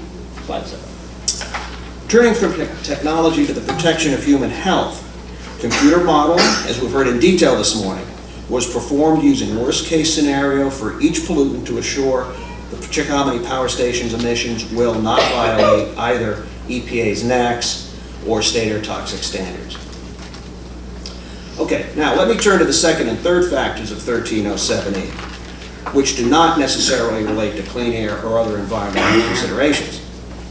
The second and third factors of 1307E require the board and DEQ to consider the social and economic value of the activity involved and the suitability of the activity to the area in which the proposed facility is located. The various social, economic, and site suitability factors considered by DEQ when developing this proposed permit were the Charles City County Board of Supervisors Special Use Permit and Department of Planning Staff Report, the State Corporation Commission's final order granting the project a Certificate of Public Convenience and Necessity, the EJ screen analysis performed by DEQ, and the public comments received by DEQ, and in particular, the comments received from the Chickahominy Indian tribe. Mr. Yes, sir. Stout, when you say the comments received from the Indian tribe, what did you rely on there? I will get into that more in detail later, but there were at least 2 letters from the Chickahominy. One to SCC, one to us, but I'll discuss that more in detail. So I had a question about the Yes, special use permit. Yes. You might not actually be aware of it, but I'll ask the question anyway in case you know. What is the process of granting that permit? I will be getting into that. Okay. At least in some, maybe not the detail you would hope, but we do follow that process, and I will discuss that. Okay, thank you. And in fact, let me first turn to the special use permit issued by Charles City County Board of Supervisors and the process behind that. So hopefully this will get to your questions, Mr. Kapoor. The Virginia Code provides localities with substantial authority when it comes to decisions related to the use of local land. Section 15.2/2200 of the code states that it is the law's intent to encourage localities to improve the public health, safety, convenience, and welfare of its citizens. Localities are to use zoning as a means to plan and develop highway, utility, health, educational, and recreational facilities. In addition, localities must recognize the needs of agriculture, industry, and business when making land use decisions. Section 15.2-2212 requires that members of county planning commissions be residents of the locality qualified by knowledge and experience to make decisions on community growth and development. And Section 15.2-2280 states, any locality may by ordinance regulate, restrict, permit, prohibit, and determine the use of land, buildings, structures, and other premises for agriculture, business, industrial, residential, floodplain, and other specific uses. The process before the Charles City County Board of Supervisors unfolded as follows. The Charles City County Department of Planning issued its staff report on May 6, 2015. The staff report found that the Chickahominy Power Station was consistent with the county's comprehensive plan. It also found the project to be consistent with the county's draft economic development plan, citing the potential of the county to become a regional hub for the energy sector. The Charles City County Planning Commission and Board of Supervisors approved a special use permit for the Chickahominy project unanimously on May 28, 2015. The special use permit was subsequently modified 3 times for various reasons, most recently in November of 2016. Through the 4 public hearings the Charles City County Board of Supervisors held with respect to the Chickahominy Power Station, the county received only 1 public comment on the process. And I think that's evident from the minutes that you were provided with this week. As was mentioned by Stan, DEQ cannot issue an air permit until a project has received all of its local zoning approvals. And on February 22nd, 2017, DEQ received the certification from the Charles County Board of Supervisors that the Chickahominy project had indeed received all its necessary local approvals. The Chickahominy Power Station special use permit contains 29 conditions. Among these requirements are many that relate to the station's operations, safety, emergency procedures, noise, light, traffic, compliance, and enforcement. For example, Condition 2 requires the project's footprint meet all of the provisions of the Charles City County's Site Ordinance Plan. Condition 8 allows representatives of the county access to the facility at any time for the purpose of inspections. Conditions 9 and 10 require lighting at the plant to be shielded and to cast light downward, and that illumination be minimized at the property line. Conditions 11 through 14 deal with parking, fencing, signage, landscaping, and setbacks. Entranceways and parking areas have to be paved and maintained to reduce dust to a minimum. The facility must maintain a 6-foot security fence around the perimeter of the power plant. The facility is required to maintain a 100-foot setback from all property lines and roads, and all existing trees and vegetations must be maintained in the setback. The special use permit requires a landscaping plan, and all landscaping must be approved by the county. Conditions 15 through 18 of the permit require the site plan for the facility be reviewed and approved by the Virginia Department of Transportation, and construction entrances and access roads must be built to minimize the impact of large trucks on the public roadways and the community. Condition 19 regulates erosion, sediment, and stormwater management. Finally, condition 24 of the permit limits noise levels at the property line to 85 decibels. This discussion should give, hopefully, a good sense of the scope of the special use permit and the issues that county elected officials considered when developing it. The special use permit addresses most, if not all, of the non-air related environmental, safety, and aesthetic and quality of life issues that 13070 intends DEQ and the board to take into account when issuing air permits. And keep in mind the Charles City County Board of Supervisors would not have issued the special use permit at all if the experts on the County Planning Commission had not determined the project to be in the economic interests of the county and its residents. So I have a question related to the conditions. You mentioned a lot of them. Are there any other conditions or requirements related to fire or emergency response included in those conditions for the special use permit? I believe there are. I don't have the permit in front of me. I know it's in the in your materials. Stan, if I go on, maybe he can hand me the special use permit, or Stan can look at it as I go on. And now I'll turn to, and we'll come back to you, Ms. Kapoor, on that. In addition to the Charles City County Board of Supervisors special use permit in the Planning Commission's report, we also considered the Certificate of Public Convenience and Necessity, or CPCN, issued to the Chickahominy Power Station by the State Corporation Commission. Entities seeking to build and operate an electric generating facility in Virginia must obtain a CPCN from the State Corporation Commission in accordance with Title 56 of the Virginia Code. Code Section 56-580, 56-25.2, 56-46.1, and 56-596 of the code set forth the legal standards the SCC must apply when deciding whether to issue a CPCN.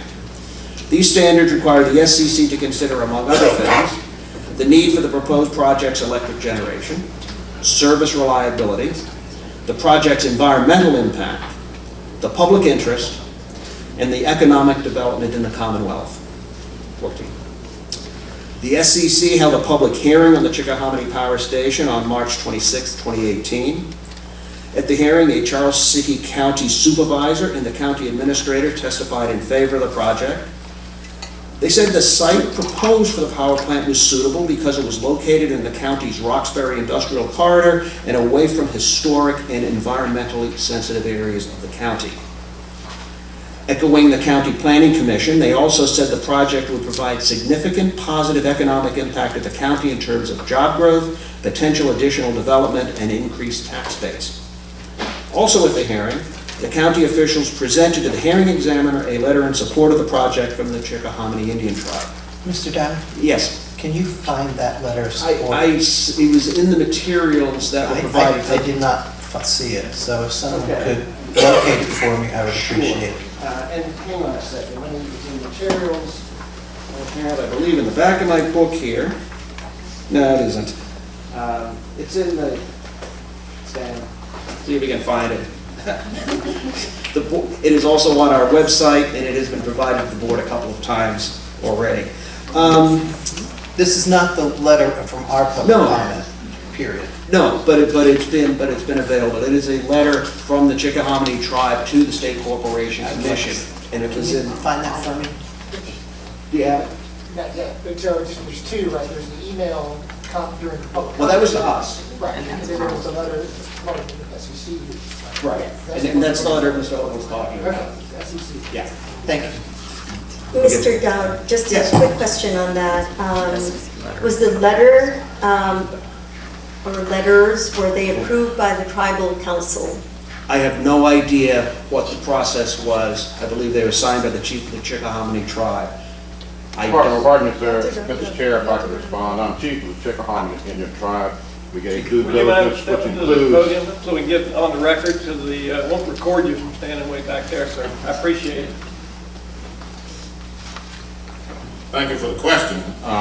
We give due diligence to every official letter we send out, which entails a resolution and concurrence from the tribal council, as well as vetting it through the general membership. It's a new day in Virginia. As of January 29, 2018, the Chickahominy tribe was granted federal recognition, which means the Commonwealth has to treat us as a state, which means all of those agencies within the executive branch must do likewise. If in fact we had been approached by the Chickahominy Power Plant Group to locate this facility on trust lands, this hearing wouldn't have occurred because we have civil and criminal jurisdiction over all of our sovereign trust lands. But to answer your question, it has gone through that process of the council and the membership before the letter was penned. And I penned the letter. If you could just restate your name and position. My name is Stephen R. Adkins, S-T-E-P-H-E-N, kind of like the biblical Stephen. Mr. Atkins, I And have I'm chief of the Chickahominy Indian tribe. Thank you, that'll get it on the record. I was going to ask you that. Well, thank you for that information. That is important. As a federally recognized tribe, was there a government-to-government consultation process that you participated in connection with? This began before we were federally recognized, I see. but one of the principals, Mr. Ali, reached out to us early on just to get input from the tribe. And as a matter of fact, when the name Chickahominy was assigned to this, we were asked if we opposed.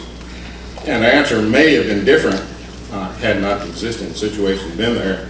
They went to Chickahominy substation, there's a Chickahominy veterinary clinic, there's a Chickahominy YMCA, so that horse had left the stable, so we just said go ahead.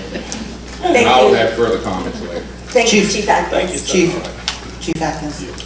So can I just confirm, because I did not see, in this whole pile of stuff. I was going to my email to pull it up, but. That's okay. It says the tribe supports the application for the certificate of public need and convenience. The reason I asked is when you participated in the public hearing for this proceeding, there was no position stated of the tribe. There was only your personal statement that you believed that the DQ would do its job. So I would like to confirm the Chickahominy tribe officially endorses the building of this facility? The Chickahominy tribe approved that, and I can get the dates of our meetings, and a meeting with the full membership. So there's official endorsement of the issuance of this permit? And I'll go back and pull the minutes. And I don't know. No, I'm just saying, am I right in saying that? The tribe has supported it, yes. Okay, thank you. And, you know, when I looked at it, to me it was a no-brainer. If I have a natural gas fired power plant that will displace probably a coal-fired power plant, to me it's a no-brainer because we are making a step toward reducing that carbon footprint. We've had a lot of energy around solar power and wind power, but when those issues arrive, the Commonwealth is barraged with special interest groups as to we don't want it in our backyard. So at some point, we've got to take a stand if we really, and I am an environmentalist. I preserve, conserve, and I reduce waste. My wife picks up trash every day, and we properly designate our trash. So if we want to have an impact, it starts with the individual. I hold 11th hour insurgencies in great disdain. This process began in 2015. Folks should have gotten on the bandwagon then, and they could have delivered very cogent reasons for or against. I received a letter that caused my daughter to think we're going to be fracking in Charles City. A letter that wasn't very cogent, and I quickly discounted it. Not only was it unsolicited, it kind of denigrated the ability of tribal leaders, me included, to make prudent decisions. I do homework. I don't rely on other people to make decisions for me. So thank you. Thank you, Chief Atkins. And I think that we'll hear from you again during the public comment period, I believe. Yes, sir. I think you can continue, or?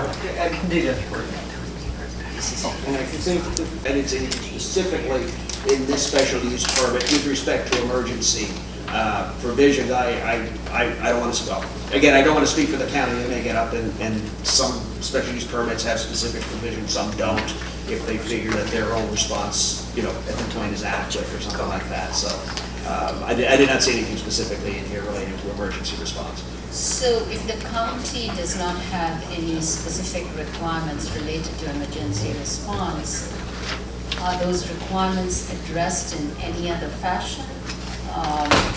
Well, I suspect they're addressed in county ordinances, but I mean, we don't address it in the DEQ permit, in the air permit, no.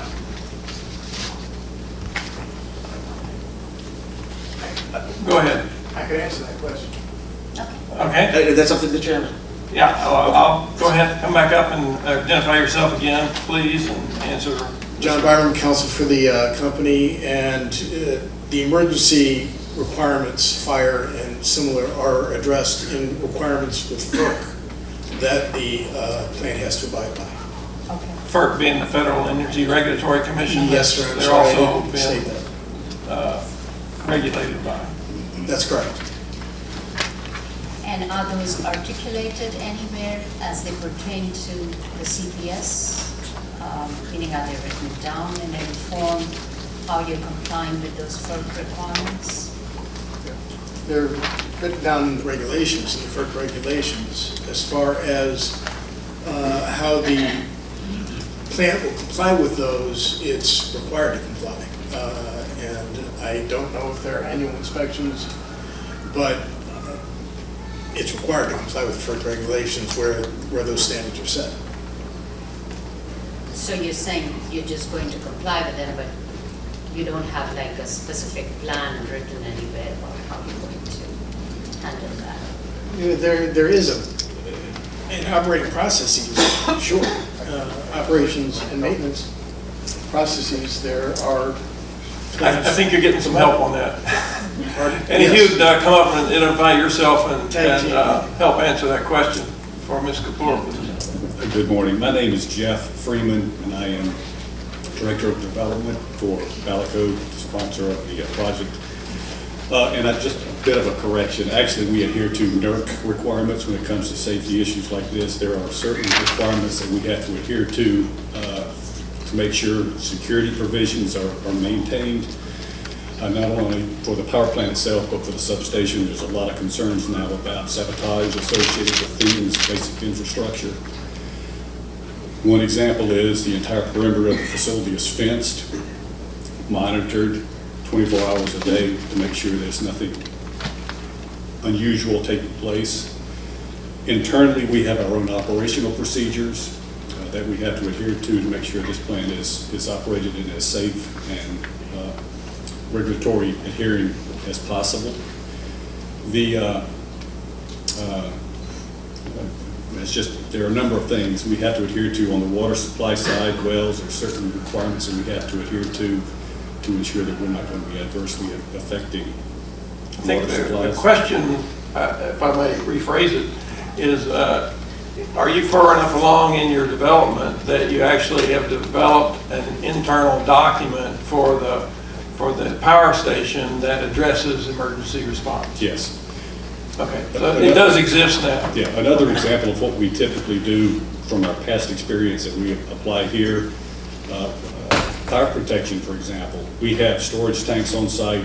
Certain volumes of that water are strictly reserved for fire protection. We make that water supply available to the local community. So if there's a fire, even outside of our plant site, the fire trucks can come into the site, for example, siphon off that water supply for their own storage tanks and help address fires that may take place. I mean, those types of things are all incorporated into those procedural plans that we have. Does that answer your question? It does, and the reason I asked that question was because there were public comments which said that,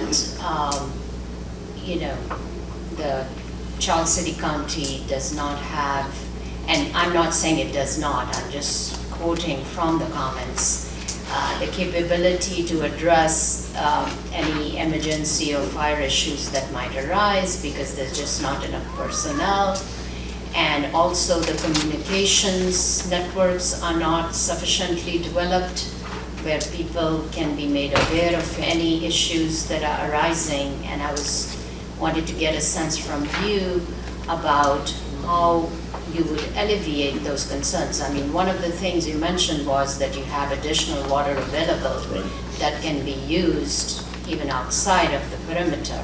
What other steps do you have in place to help people outside the plant should a need arise for any kind of emergency help or fire or rescue kind of operations? Well, I will leave it up to Charles City County to address the specific communication capabilities of its emergency preparedness. But I can say unequivocally, associated with our plant, we pay strict attention to all these issues because the last thing we want to do is operate in a fashion that's, number one, unsafe, and number two, in violation of any of the permits that are put in place. I would hope that you would recognize, going back to a comment that was made earlier about this being a merchant facility, we have investors along with ourselves that have funded the operation of this plant to the tune of about $1.3 billion as the expected overall cost. It would be imprudent, at a minimum, foolhardy at best, for us to do anything that would bring that operation into violation that would bring the overall funding of that facility into question. So there are a number of things that we do internally to the plant to ensure that overall safety. We do also recognize that there are natural benefits associated with a plant like this, such as the water, that it's in our best interest to make that available to the local communities. Historically, in my other job, this is what we did routinely. Our plan is to do the same thing here.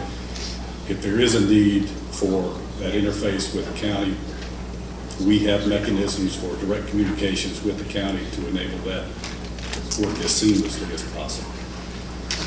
So if I'm understanding correctly, you're saying not only do you comply with the regulations, but you go a little bit beyond? Absolutely. It behooves us because these plants are complex, they're very expensive, and we want to make sure it continues to operate in as efficient a fashion as it can to protect us. I think the concern from the citizens was the ability for the surrounding community to respond to any emergencies that would happen on the facility. The ability to contact you, the support from the cell phone companies that are in the surrounding areas, and their physical ability to support you. So did you address that when you were looking at? Well, we would obviously interact with them. We haven't put specific procedures and phone numbers in place because we don't have them yet.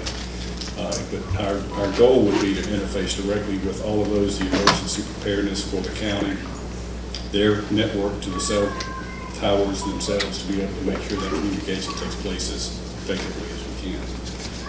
Did you consider the ability for them to respond in a case of emergency, fire response, EMS support, manpower support to be able to respond to an emergency? Again, I would have to defer to Charles City County, but that was all a part of the special use permitting process. There are certain criteria that we have to adhere. That interaction is part of that. I don't recall if the actual special use permit was provided to you as board members. You can kind of look through that and see how that dialogue took place as far as the coordination between ourselves and the county. Mr. Ferguson, you had a question? Morning. Did you say there is an economic impact analysis of this project? An economic impact analysis? Do we know what that number is, the total economic impact on the county as far as real estate taxes, jobs, and FICA, things like that? There have been projections done. The actual assignment of the tax base associated with the project is ultimately determined by the State Corporation Commission. For installations like this, I think it's a little bit different than it would be for Dominion, for example. That has not taken place. What we've based our discussions with the county on are approximate anticipated tax values for the county. But this is a taxable facility. Oh, yes, significantly taxed. Thank you, Mr. Greenbaum. I believe there's someone may want to help out with the answer to this. Could you come forward and identify yourself?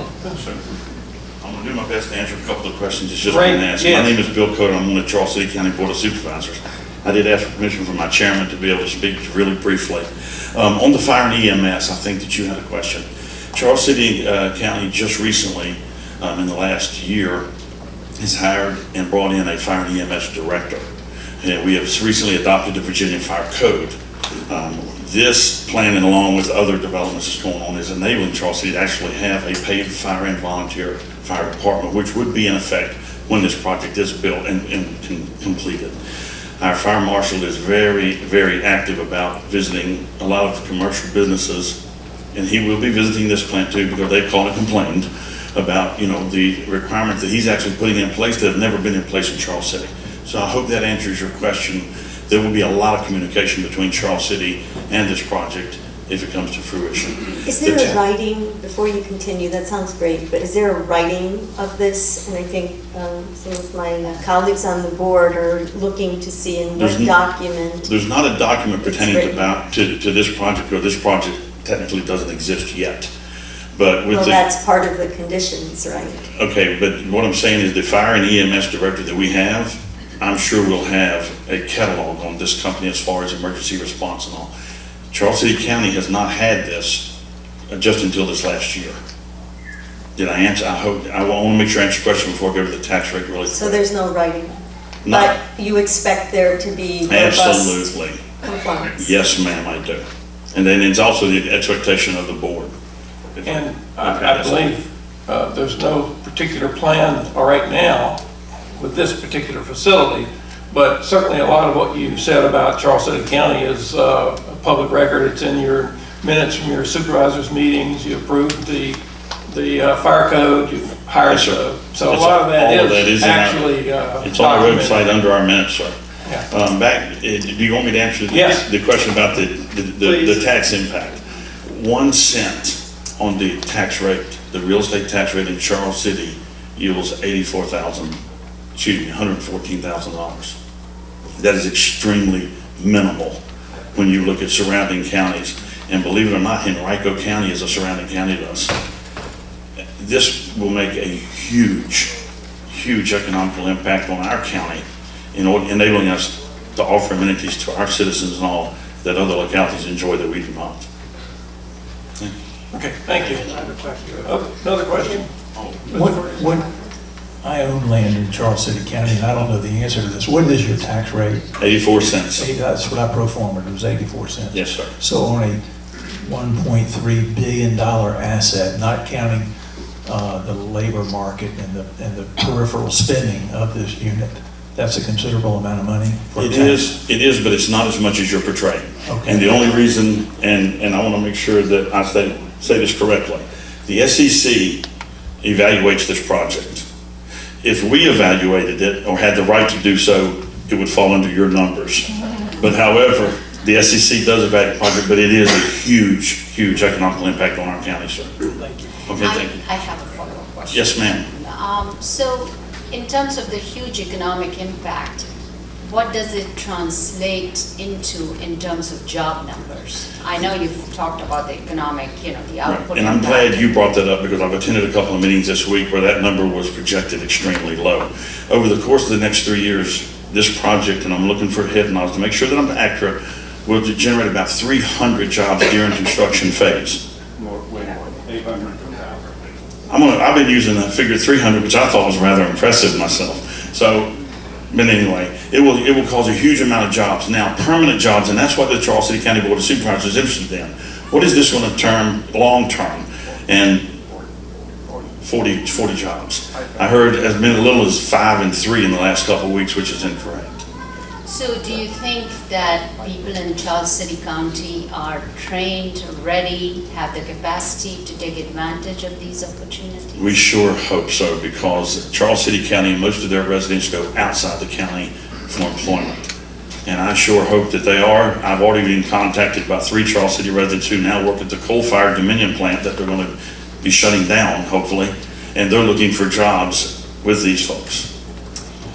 So you are confident that you have the capacity to take care of, I mean, is there any kind of training or other things that you need, that you think the county needs to bring people up to speed? Absolutely, ma'am. That is an awesome idea that's been discussed by our county administrator when we just built our new library, about committing one space just for job development, career development for Charles City people.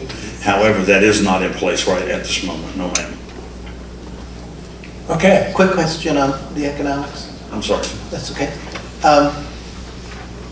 Charles City will be the home of 2 new gas-fired power plants, one of which will be the largest in the Commonwealth. Is your economic analysis included any look at whether that's going to impact property valuation? You know, that was brought up in the past week, and I have not looked at it. And so, and I'm a I research everything to the hilt. But I look at surrounding counties, and I hope I answer your question, and if I don't, I apologize. Well, my concern is the likelihood of having 2 facilities like that within a mile and something with each other, and the size of the one being so large, going to decrease property values, and has that been part of the formula? Okay, we haven't done a formula, but in my opinion, and strictly in my opinion only, property values in Charles City can't really get much less than they are. Now, with that being said, that's in comparison to other localities, okay? So that's why I arrive at that statement. If you look at downtown West Point, they put a huge manufacturing plant in downtown West Point. They now have the best schools in the Commonwealth. A tremendous amount of our residents who are Charles City graduates send their kids to West Point to go to school, and the town is exploding. So in that comparison, I don't believe that it will diminish property value, sir. That's my personal opinion. Thank you. Okay, Mr. Dowd, you want to, I think you've got some more slides left. Oh, I do. And then I'm going to ask Ms. Burnett, it's already 1:15, and how long do you anticipate the public comment? Probably an hour and a half. So we're likely wanting to take a lunch break prior to that, Probably so. because if we're already after 12, and an hour and a half would put us at 2 o'clock or something. I don't think people can wait that long. I probably have another 20 minutes or so. And he's got another 20 minutes, so. And lunch is getting stale as we speak. Mr. Dodd, Yes. I have a question for you. Sure. There are a couple of issues that you and I discussed this morning prior to the hearing.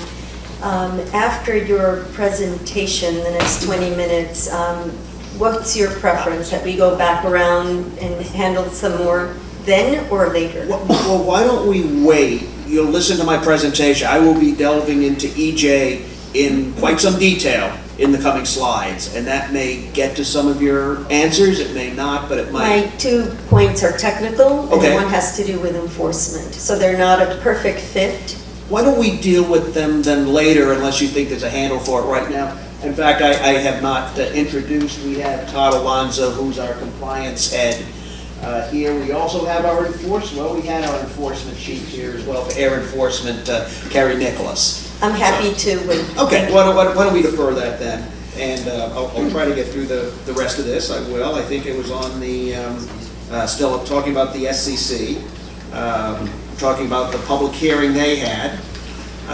There were no adverse witnesses or adverse testimony presented at the SCC public hearing. The State Corporation Commission issued a final order approving the CPCN for the project on May 8th, 2018. Next slide, 15. The SCC's final order found the project met all of the statutory criteria for the certificate. And I just want to make an aside here. I mentioned one of the criteria the SCC deals with is the environmental impact. In the SCC's determination with respect to environmental impact, they really defer to DEQ on that. So they don't double check, they don't look over DEQ's shoulder on what the environmental effects of the facility are. But they ask us, we participate in their proceedings to the extent they ask us to. The Commission found that the benefits of the project included enhancing the reliability of the electric supply in the state and the PJM region, particularly during peak demand times. The Commission further found the project would promote the competitive market for wholesale electricity in the state by offering generation that was not owned by what they referred to as an incumbent regulated electric utility. The Commission noted that the business risks of the project would be borne solely by the Chickahominy Power Station and its investors. Now, stripping away the SEC jargon, what the Commission really found was that the Chickahominy Power Station was a good deal for the electric ratepayers of Virginia because the project would be built entirely with the money of investors and not ratepayers. Moreover, should the project ultimately fail or become unprofitable due to a lack of demand for electricity or for other reasons, the financial losses would fall on the project's investors and not on Virginia's ratepayers in either the form of continued payment of a rate of return for an underperforming asset or payment for the recovery of costs associated with a stranded asset should the power plant have to close prematurely. The Commission further found that the Chickahominy Power Station would provide substantial economic benefits to Charles City County while imposing little or no negative impact on the county or state. And I believe you just heard that from Mr. Cota of the County Board of Supervisors. According to the Commission, this economic benefit would be in the form of a substantial number of temporary construction jobs and permanent new jobs in the county and millions of dollars of increases in local and state tax revenues annually. As DEQ considered the second and third factors of 1307E, we examined closely the statements of the Charles County elected government, as well as those of county residents and the Chickahominy tribe. In addition, we kept in mind that the State Corporation Commission is the entity charged by Virginia statute to consider the energy needs of the state, as well as the economic impact of proposed new energy projects in the Commonwealth. DEQ recognizes that the Commission and its staff possess specialized expertise in economics and energy matters that DEQ lacks, and we weigh the Commission's findings accordingly when we consider 1307E. Slide 16. Now I'll turn to environmental justice. Mr. Yes. Gadd, before we turn to environmental justice, is that the entire analysis on site suitability that you've just already given us? Generally, yes. I want to wait till you hear my presentation on environmental justice, because environmental justice and site suitability is sort of wrapped together. Well, yes and no. I assume that your site suitability analysis includes more than environmental justice. Yes, and I think we just got into that on the delving into what the State Corporation Commission Exempting out environmental justice and the criteria. It's my understanding that, at least in the past 5 years, and tell me, has DEQ or the Air Board ever found a site unsuitable? No, we have not. And there are a couple of reasons for that. Okay. Would you share them? Yes. The biggest reason is that we have focused on our environmental responsibilities under the State Air Pollution Control Law. We look at site suitability mostly through the lens of local approvals. Okay. Now, there have been various enforcement efforts, and Ms. Moreno may be getting to this, I don't know. We have found some things that were unpermitted that we would never have allowed to be permitted under site suitability, and that gets a certain fumigation facilities and things. Right, so in your assessment of this criteria, a permit cannot be issued without local zoning approvals. Well, that's statutory requirement. That's statutory. Yes. If they have local zoning approvals, then generally you consider the site suitable. That's correct. That's what we have done. So isn't that a little circular in terms of assessing site suitability? No, I don't think it is, sir, and this is why. We do look, we have various statutory requirements that we look at, a whole bunch of statutory requirements. State Air Pollution Control Law imposes a bunch. 1307E imposes some. the air regulation that tells us to look at the social, to look at the county, that we can't issue it until the county approves it. There are certain parts of the state that don't really have local approvals. There are certain parts of the state that don't have, zoning requirements in the sense that Charles City County might have or Buckingham had. In those cases, we might look at it a little more, look at that a little more closely, but we have not seen our job over the past 30 years as been one to second-guess local elected officials and their decisions related to land use. And we have also not considered our job to second-guess the State Corporation Commission on their need for energy or on their evaluation of the economic impacts of projects in the Commonwealth. Those are expertise we don't possess. But this board specifically removed the policy. It did. That site suitability equated with local zoning. It did, and replaced it with nothing. Right. Right. Or it replaced it with everything. Well, but that was not discussed or discussed at the time. No, I mean, fair enough. Want me to go on with environmental justice? Okay. I want to begin by mentioning a few items that are relevant to the consideration of environmental justice in Virginia. Executive Order 29 of January this year, Governor Northam defined environmental justice as the fair and meaningful involvement of all people, regardless of race, color, faith, national origin, or income, in the development, implementation, and enforcement of environmental laws, regulations, and policies. The executive order goes on to state that no population, especially minority, low-income, or historically underserved communities, should face higher levels or greater impacts from pollution than other populations. Some of these communities face more severe environmental degradation, which disproportionately affects public health and quality of life. In addition, Virginia Code 67-101.12, which is one of the few Virginia Code provisions that touches on the subject of environmental justice, states that it is the objective of the Commonwealth to develop energy resources and facilities in a manner that does not impose disproportionate adverse impact on economically disadvantaged or minority communities. Finally, I want to Mr. Dowd, yes. I have a question for you. At the federal level, the Executive Order on Environmental Justice 12898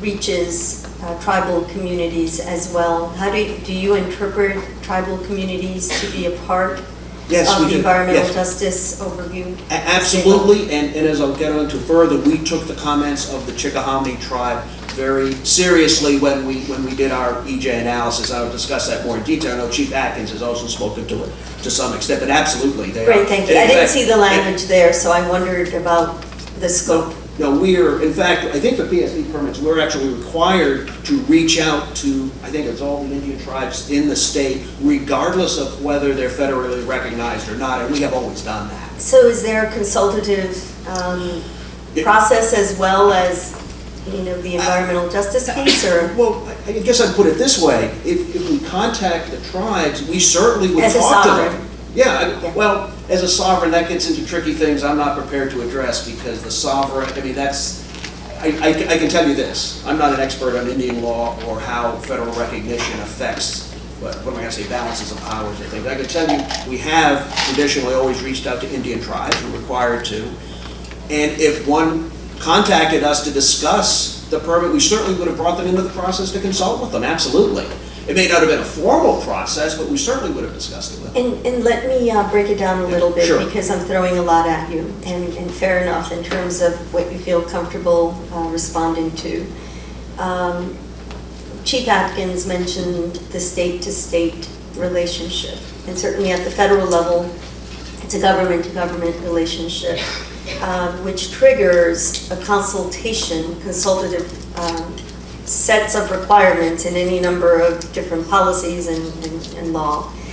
And I was just wondering, in terms of the consultations with the tribe, whether they were in the nature of the state-to-state, sovereign-to-sovereign, or whether they were in the context of a tribal community subject to environmental justice protections, or both, or maybe none of the above in your knowledge, but if somebody knows, I'd like to know the answer. Let me put it exactly in terms of how DEQ handled it, and as I said, I'm not an expert in Indian affairs. DEQ and EPA are still working through with EPA and the federal government exactly what federal recognition means with respect to a whole range of programs. Sure. But in our case, what we did is that we reached out, my superior reached out to Chief Atkins, to the Chickahominies. Particularly, I think we heard a response. We reached out to the tribes, just a whole number of them. And the Chickahominy, I believe, responded to us. I'm looking over to Jeff Steers, who is sort of honcho this process. They contacted Jeff, Mr. Steers, and we went down to Charles City County and met with the chief and other representatives of the tribe to listen to their concerns. That's sort of the context. Now, it wasn't it was not a formalized process, but I'll let Chief Atkins speak for himself. Thank you. To further address your question, and for those, I'm Stephen Atkins, Chief of the Chickahominy Indian Tribe. The tribe hosted a public hearing, and we got the word out as broad as we could. It was attended by over 40 people on February 28th of this year. And the points you made today, very salient points, questions you've asked, were asked at this meeting. And they weren't low-ball questions. They were very difficult because they were very probative, because we wanted to know what we were facing. And in hindsight, I wish I would have invited you folks to participate. I contrast that with the meeting that was held 4 or 5 days later at the county level, which 3 people attended. So the Chickahominy tribe is very much interested in protecting their environment. And to that extent, we asked those questions, and we did consider it. It's a matter of record. We took attendance, and we have those files archived if you would like to see who attended and if you'd like to look at our minutes. But we take it very seriously. Now, with all due respect to the executive branch of Virginia, that's a steep learning curve for them to understand that government-to-government relationship with federally recognized tribes. And we will work with them to bring them up to speed. And I'll give you an example. I was approached by the Department of Social Services for some language they wanted to put into child care. And we didn't approve it because it was going to further erode our sovereignty. So, we established in tribal courts to talk about Indian child welfare. So it's a new day in the Commonwealth. And a lot of those practices that have been enjoyed in the past no longer apply. So we will be working hand in hand, government to government, with the executive branch of the Commonwealth and the legislative branch to help them understand what this means as we move forward. And an aspiring young lawyer or older person seeking to be a lawyer, Indian law is a place to go. Thank you, Chief Atkins. I want to follow up on Chief Atkins' statement. Absolutely, I understand Indian law is a real niche. It's a big, fast-growing, field of law. So I'd encourage any young law student to seriously think about that. And it's also very interesting because you're dealing with issues like this. But I digress. Mike? Yes. Thank you for clarifying that. So DEQ proactively went out to the tribe? Yes, we did. Did DEQ proactively reach out to any of the African American leadership? In a way, yes, not directly. Not directly. But what we did do is senior management contacted Michelle Johnson, the county administrator for Charles City County, to consult with her as to what the best way was to reach out to the African American communities and churches in Charles City County. Now, Ms. Johnson told us that they were doing that. The county government was doing that. They informed us of what steps they were taking at county level, and she informed us that really there was nothing that she would recommend, no special outreach that she would recommend as a county official that DEQ do with respect to African Americans or other minority groups in the area. Now, she was aware of the outreach we had been doing with the Chickahominy tribe, which was separate. But what we did, we went and consulted with the local government as to what they thought the best way to connect with the community was.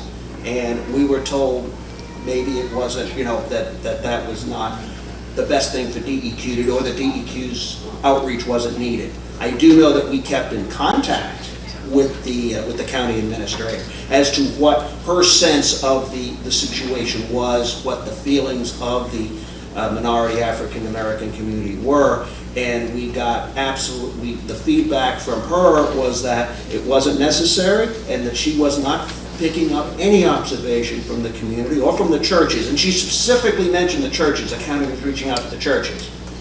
And if the county talks to it, they could speak to it far more than I can, but that was our experience reaching out to the county with respect to these issues. So no, we did not ignore it at all. No.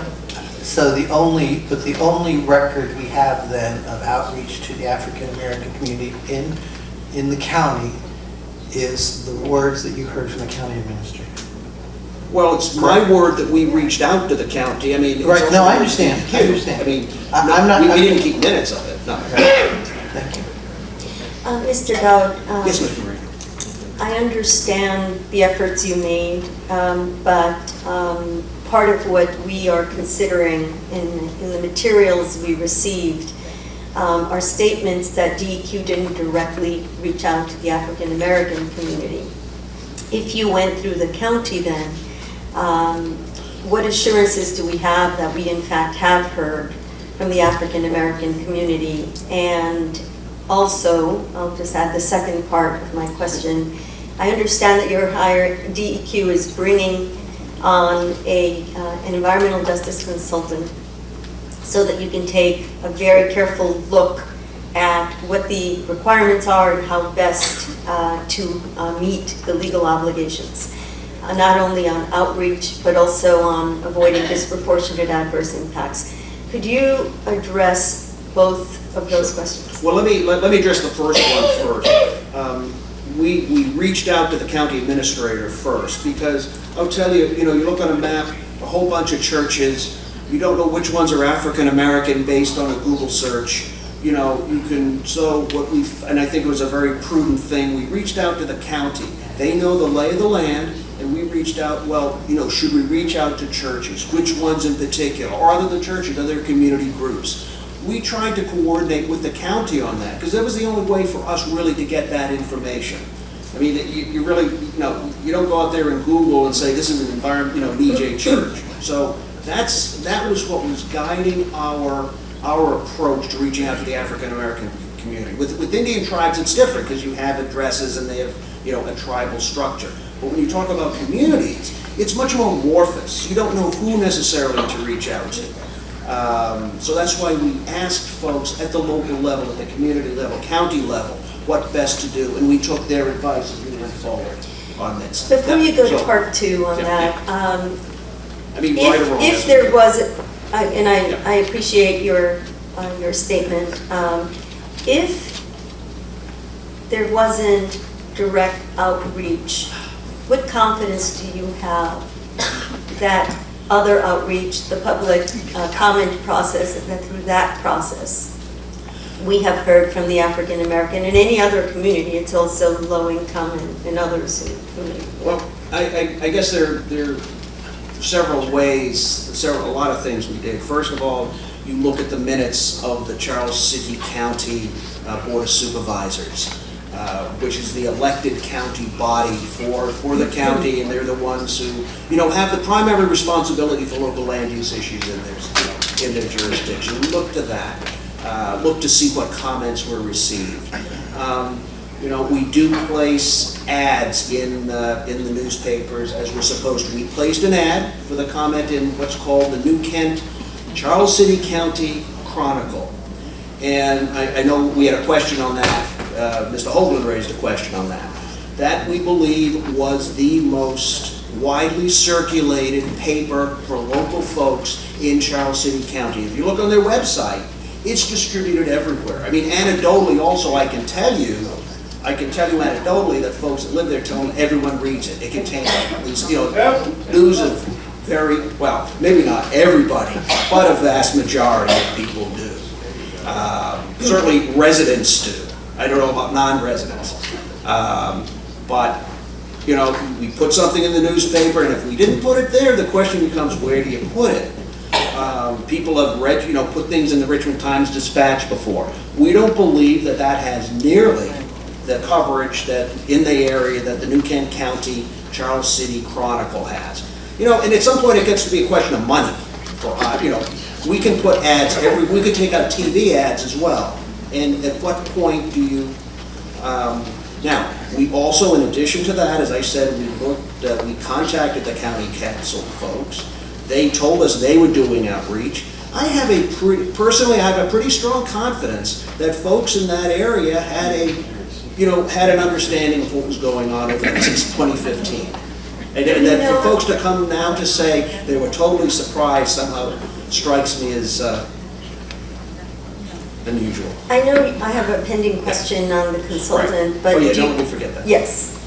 Do you know, did the county tell you what outreach was done at any? They did, to some extent. They told us specifically that they had reached out to the church, especially the ones right along, I think the Union Baptist Church is right along the perimeter of the property. I'm not sure, what other details they gave us, but I know that there was at least more than one meeting that county officials were having with a church, or more than, I believe more that they told us more than one church down in that, in the area surrounding and I can't remember the street names, but I can show you on the map exactly where they were, the churches. Now, you ready for that? Why don't we try to go ahead and get through your presentation? We're going to have a lot of time after lunch for other comments and questions. And I would say probably your second question is more generic, and Mr. Paler and I can address that. Probably maybe better at the end of this. That would be terrific, thank you. Yes, Ms. Rowland. I apologize for my constant question, but I just want to make a note of two things in reference to you said. You said the paper is distributed everywhere, and I asked the question, do we know what kind of distribution it has and what kind of reach, and we don't. Well, it's on the website. Yes, I do. No, the website lists about 10 or 12 stores. Yeah, which about covers the county. If you go down there. Maybe it might, I don't know. I mean, I don't know that. Second thing is. But that's what it says. I mean, I don't know how else more to, what more we could tell you. I'm so sorry to interrupt, but I have a critical need to excuse myself.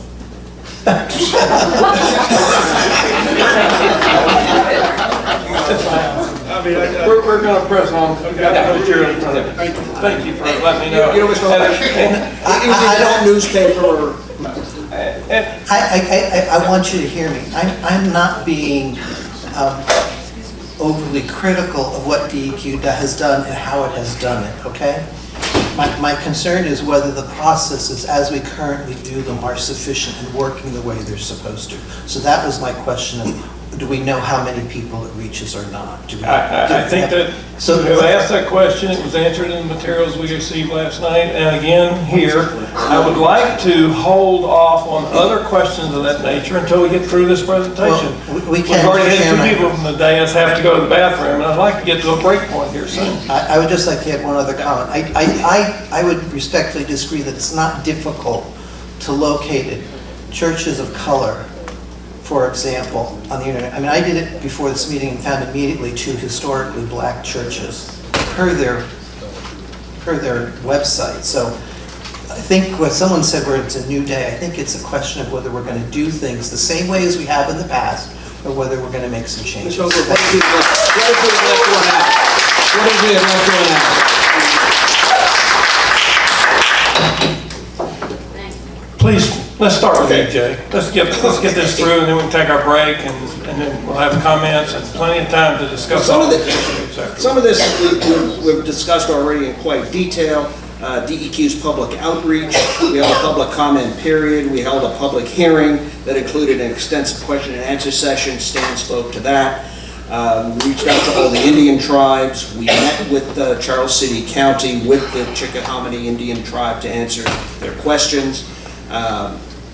I want to add that the Chickahominy Power Project personnel and Charles City County officials, and I mentioned this, also engaged in outreach with the surrounding community, and they may describe those efforts further when they speak today. Now, I'll turn directly to EJ Scream. which we use. EJ Screen was developed by EPA as an environmental justice mapping and screening tool with a nationally consistent data set and approach to combining environmental and demographic indicators. When developing EJ Screen, EPA incorporated recommendations from the National Environmental Justice Advisory Council, or NEJAC.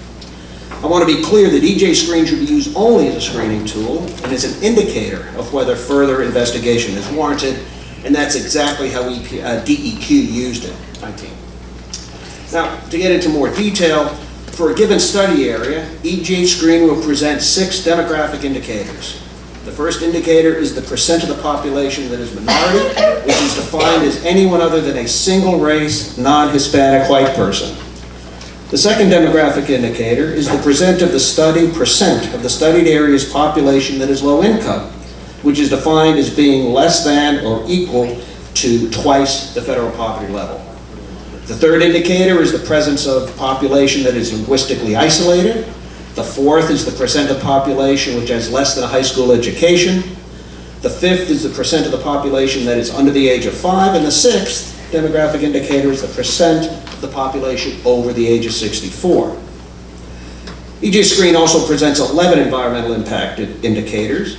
These include indicators for PM 2.5, particulate matter, ozone, the National Air Toxics Assessment, or NATA, based exposure to diesel particulate matter. Now, NATA is the acronym for the National Air Toxics Assessment, which is EPA's ongoing evaluation of national air toxics exposure. The fourth environmental indicator is the NATA cancer risk, set forth in risk per million, 1 in a million. The next environmental indicator is the NATA respiratory hazard index. The sixth is traffic proximity and volume. The next is the lead paint indicator, and that's based on percent of pre-1960s housing area in the area. The eighth indicator is proximity to Superfund sites. Next is the proximity to facilities with risk management plans under the Clean Air Act. Those are basically facilities that handle a lot of hazardous materials. The 10th environmental indicator is proximity to facilities producing and storing hazardous waste.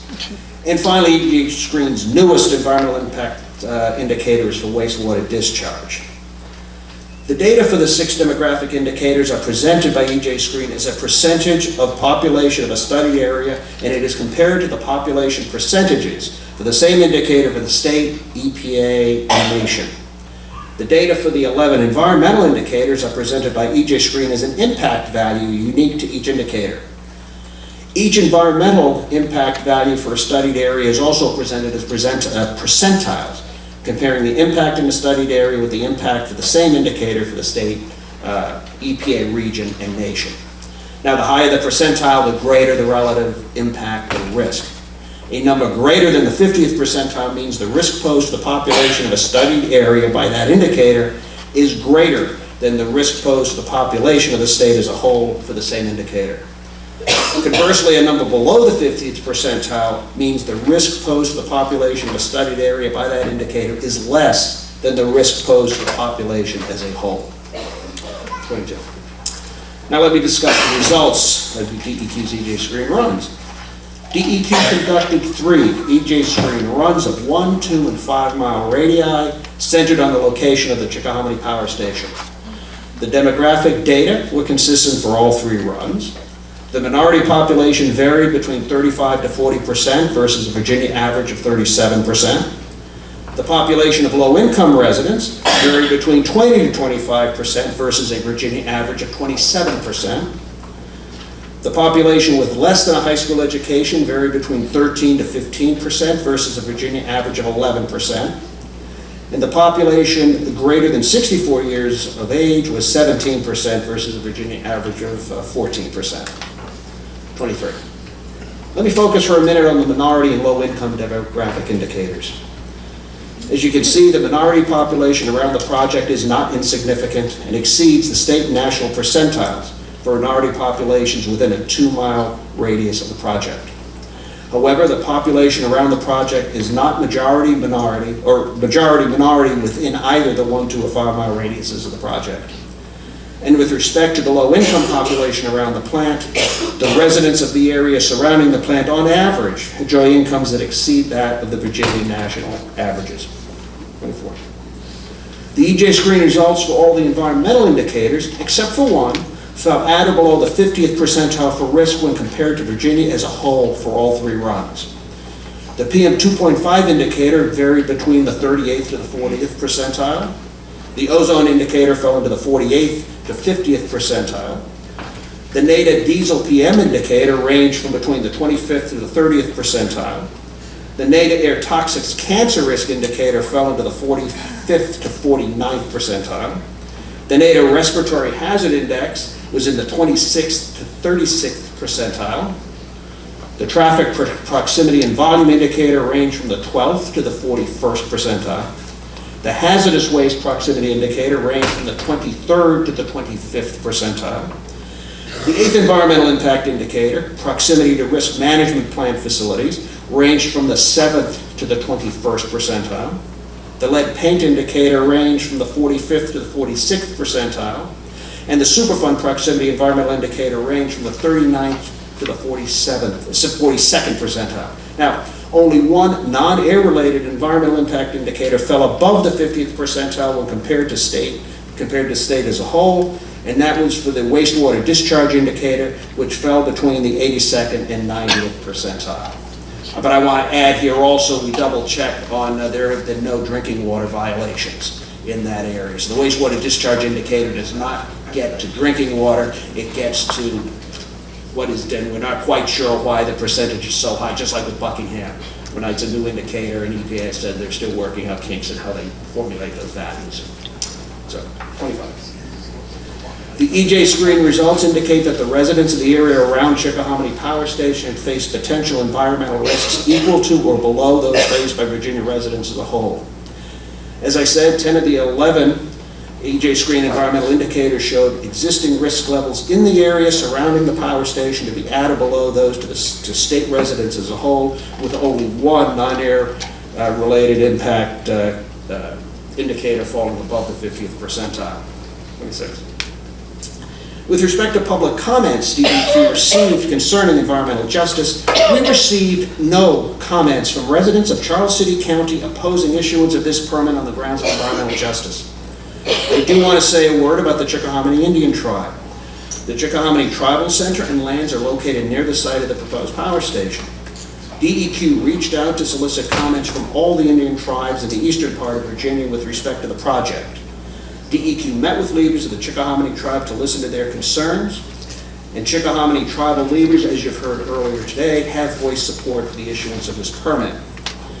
In the State Corporation Commission proceeding regarding the CPCN, the tribe submitted a letter to the commission that said, the Chickahominy Indian tribe supports the application of Chickahominy Power. The tribe views the project as a source of economic development for Charles City County through direct job creation and indirect support services. This is the letter that I provided to Mr. Hoagland earlier in the meeting today.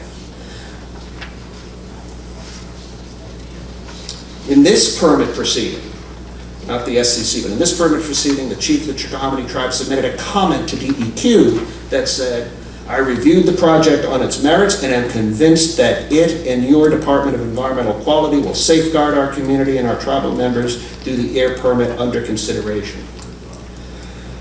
Now, I guess before I conclude, I was going to mention, try to address directly a couple of the questions that Mr. Hoagland posed to me. The ones that I thought particularly needed to be addressed in a public forum as well. And you'll get the same answers today as I provided yesterday in the written answers.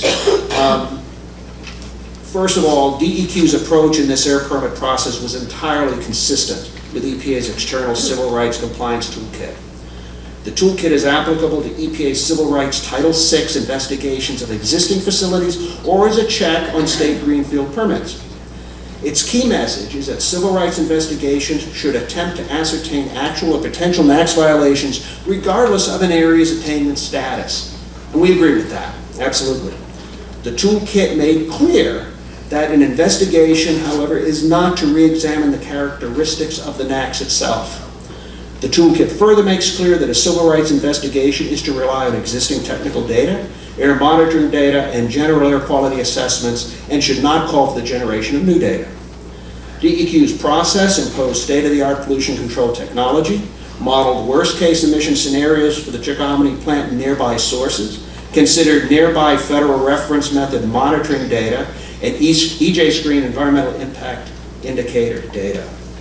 All available evidence indicates that the plant will not violate the NAAQS or cause disparate impact to EJ communities, and no contradictory evidence has been presented to DEQ. DEQ reviewed the Virginia 2018 Asthma Burden Report prepared by the Virginia Department of Health. Charles City County had an age-adjusted hospital admission rate for asthma of between 136 and 212 people per 100,000. That is above the state average.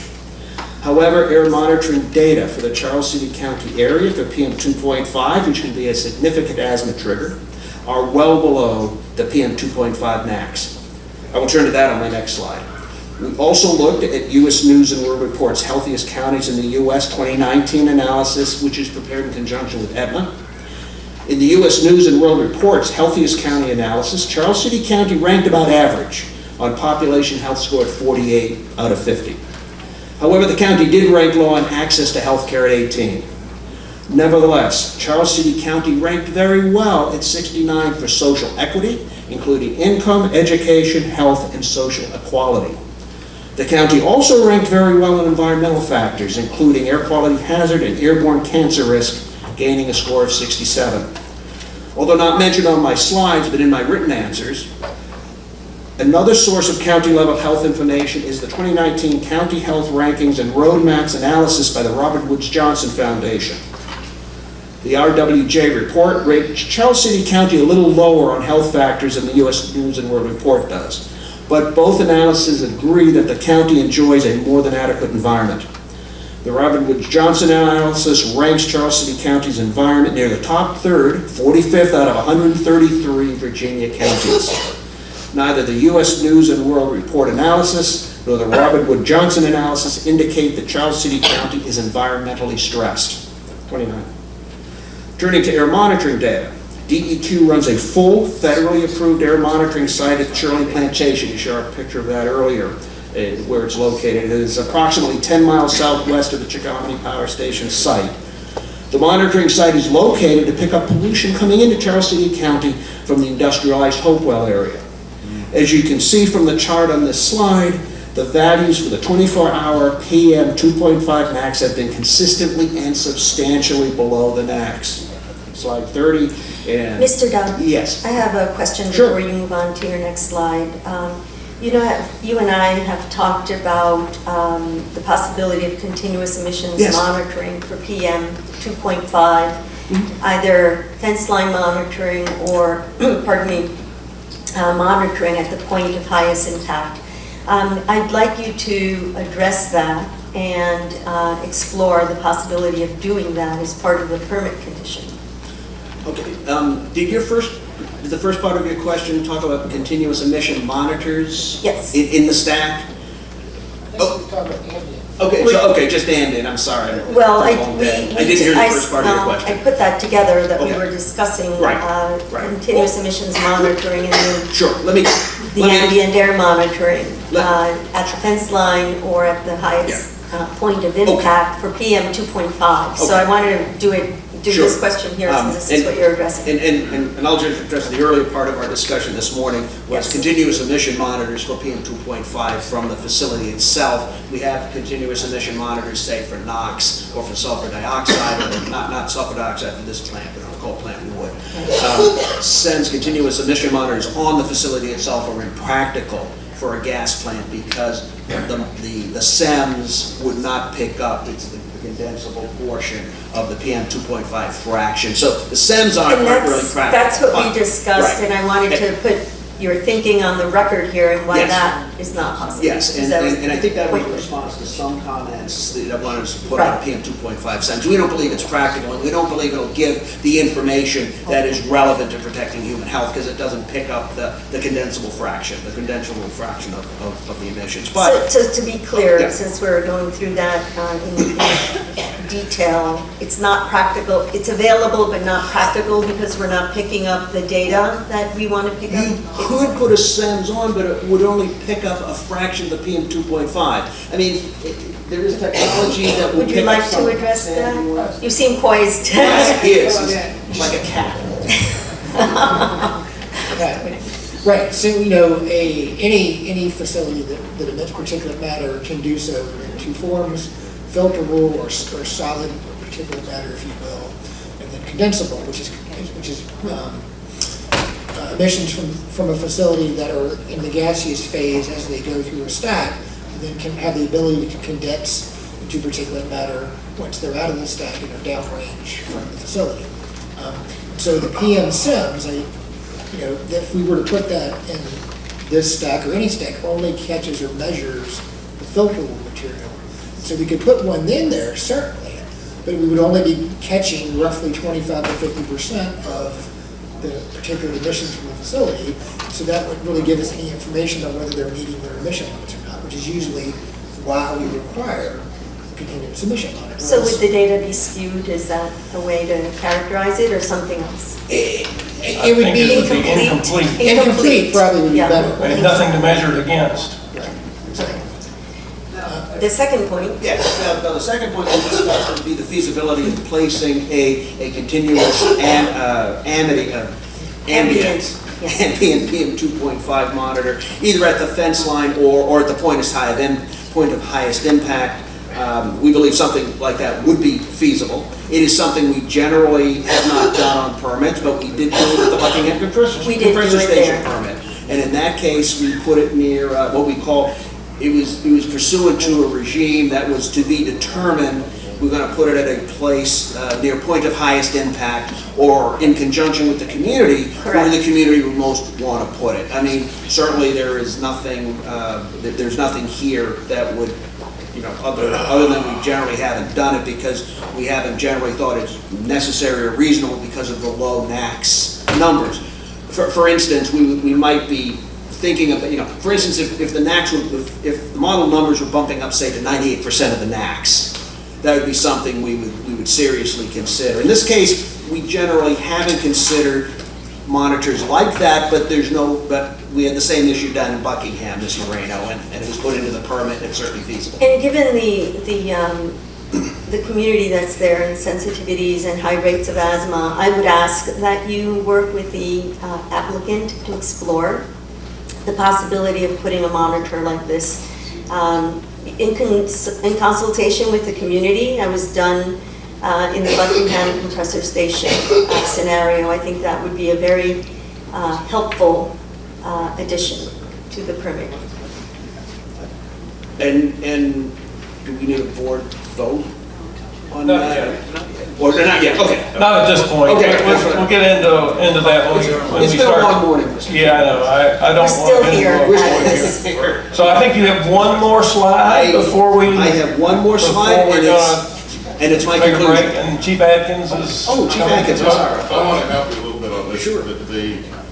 We are in EPA Region 3, and I've been in consultation with EPA, and I have written a grant to establish an environmental improvement initiative office within the Chickahominy tribe.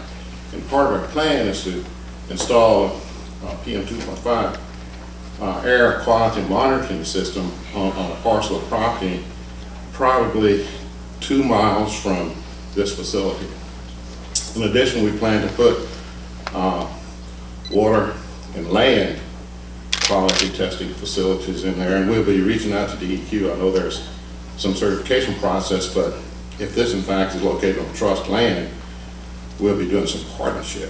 But I'm envisioning air quality monitoring that meets or exceeds state levels. It will be consistent with EPA, and I'm modeling it after a facility that Catawba Indian Nation has in South Carolina, which South Carolina has embraced their monitoring point to be part of their total system. So we're looking ahead at how we can be good environmental stewards as a sovereign entity with our person. Well, we have a break coming up, as we've heard, and it might be productive to have some conversations around some of the plans that are coming and some of the commitments that the applicant might be prepared to make. Well, I want to thank Chief Atkins. This is the first we've heard of that. It certainly sounds like a positive development. And I'll introduce Chief Atkins to Chuck Turner, who is our permit. He is the person that the tribe will be coordinating with on figuring out where best to put the monitor. So that's something we'll discuss with the applicant at lunch and await, when we get to the recommendation. The board will do what it feels best. My last slide, I promise, Mr. Got the Chairman. last slide, and I'm going to ask, unless it's a really burning question, and we hold the questions until after we've heard the public comment and we start actually discussing the merits of the permit. Okay. In conclusion, DEQ can find no legal basis on which to deny this permit. Air modeling indicates that emissions from the proposed power plant will not harm human health. Furthermore, all available data indicate that environmental and health risks faced by the residents of the area surrounding the proposed power station are no greater than, and in most cases lower, than those faced by the residents of the state of Virginia as a whole. Finally, no data indicate that the proposed Chickahominy plant would impose any disproportionate adverse environmental impacts on the surrounding area when compared to Virginia as a whole. Thank you very much. If there are any questions, we'll lead to the chairman. I got 104 on my watch. What do you suggest, Ms. Burnt? Maybe come back at 2? You're going to have to give the public at least 40 minutes. Well, 2 would be 55 minutes. Yeah, I'd do 2. All right. This meeting will be recessed until 2 o'clock.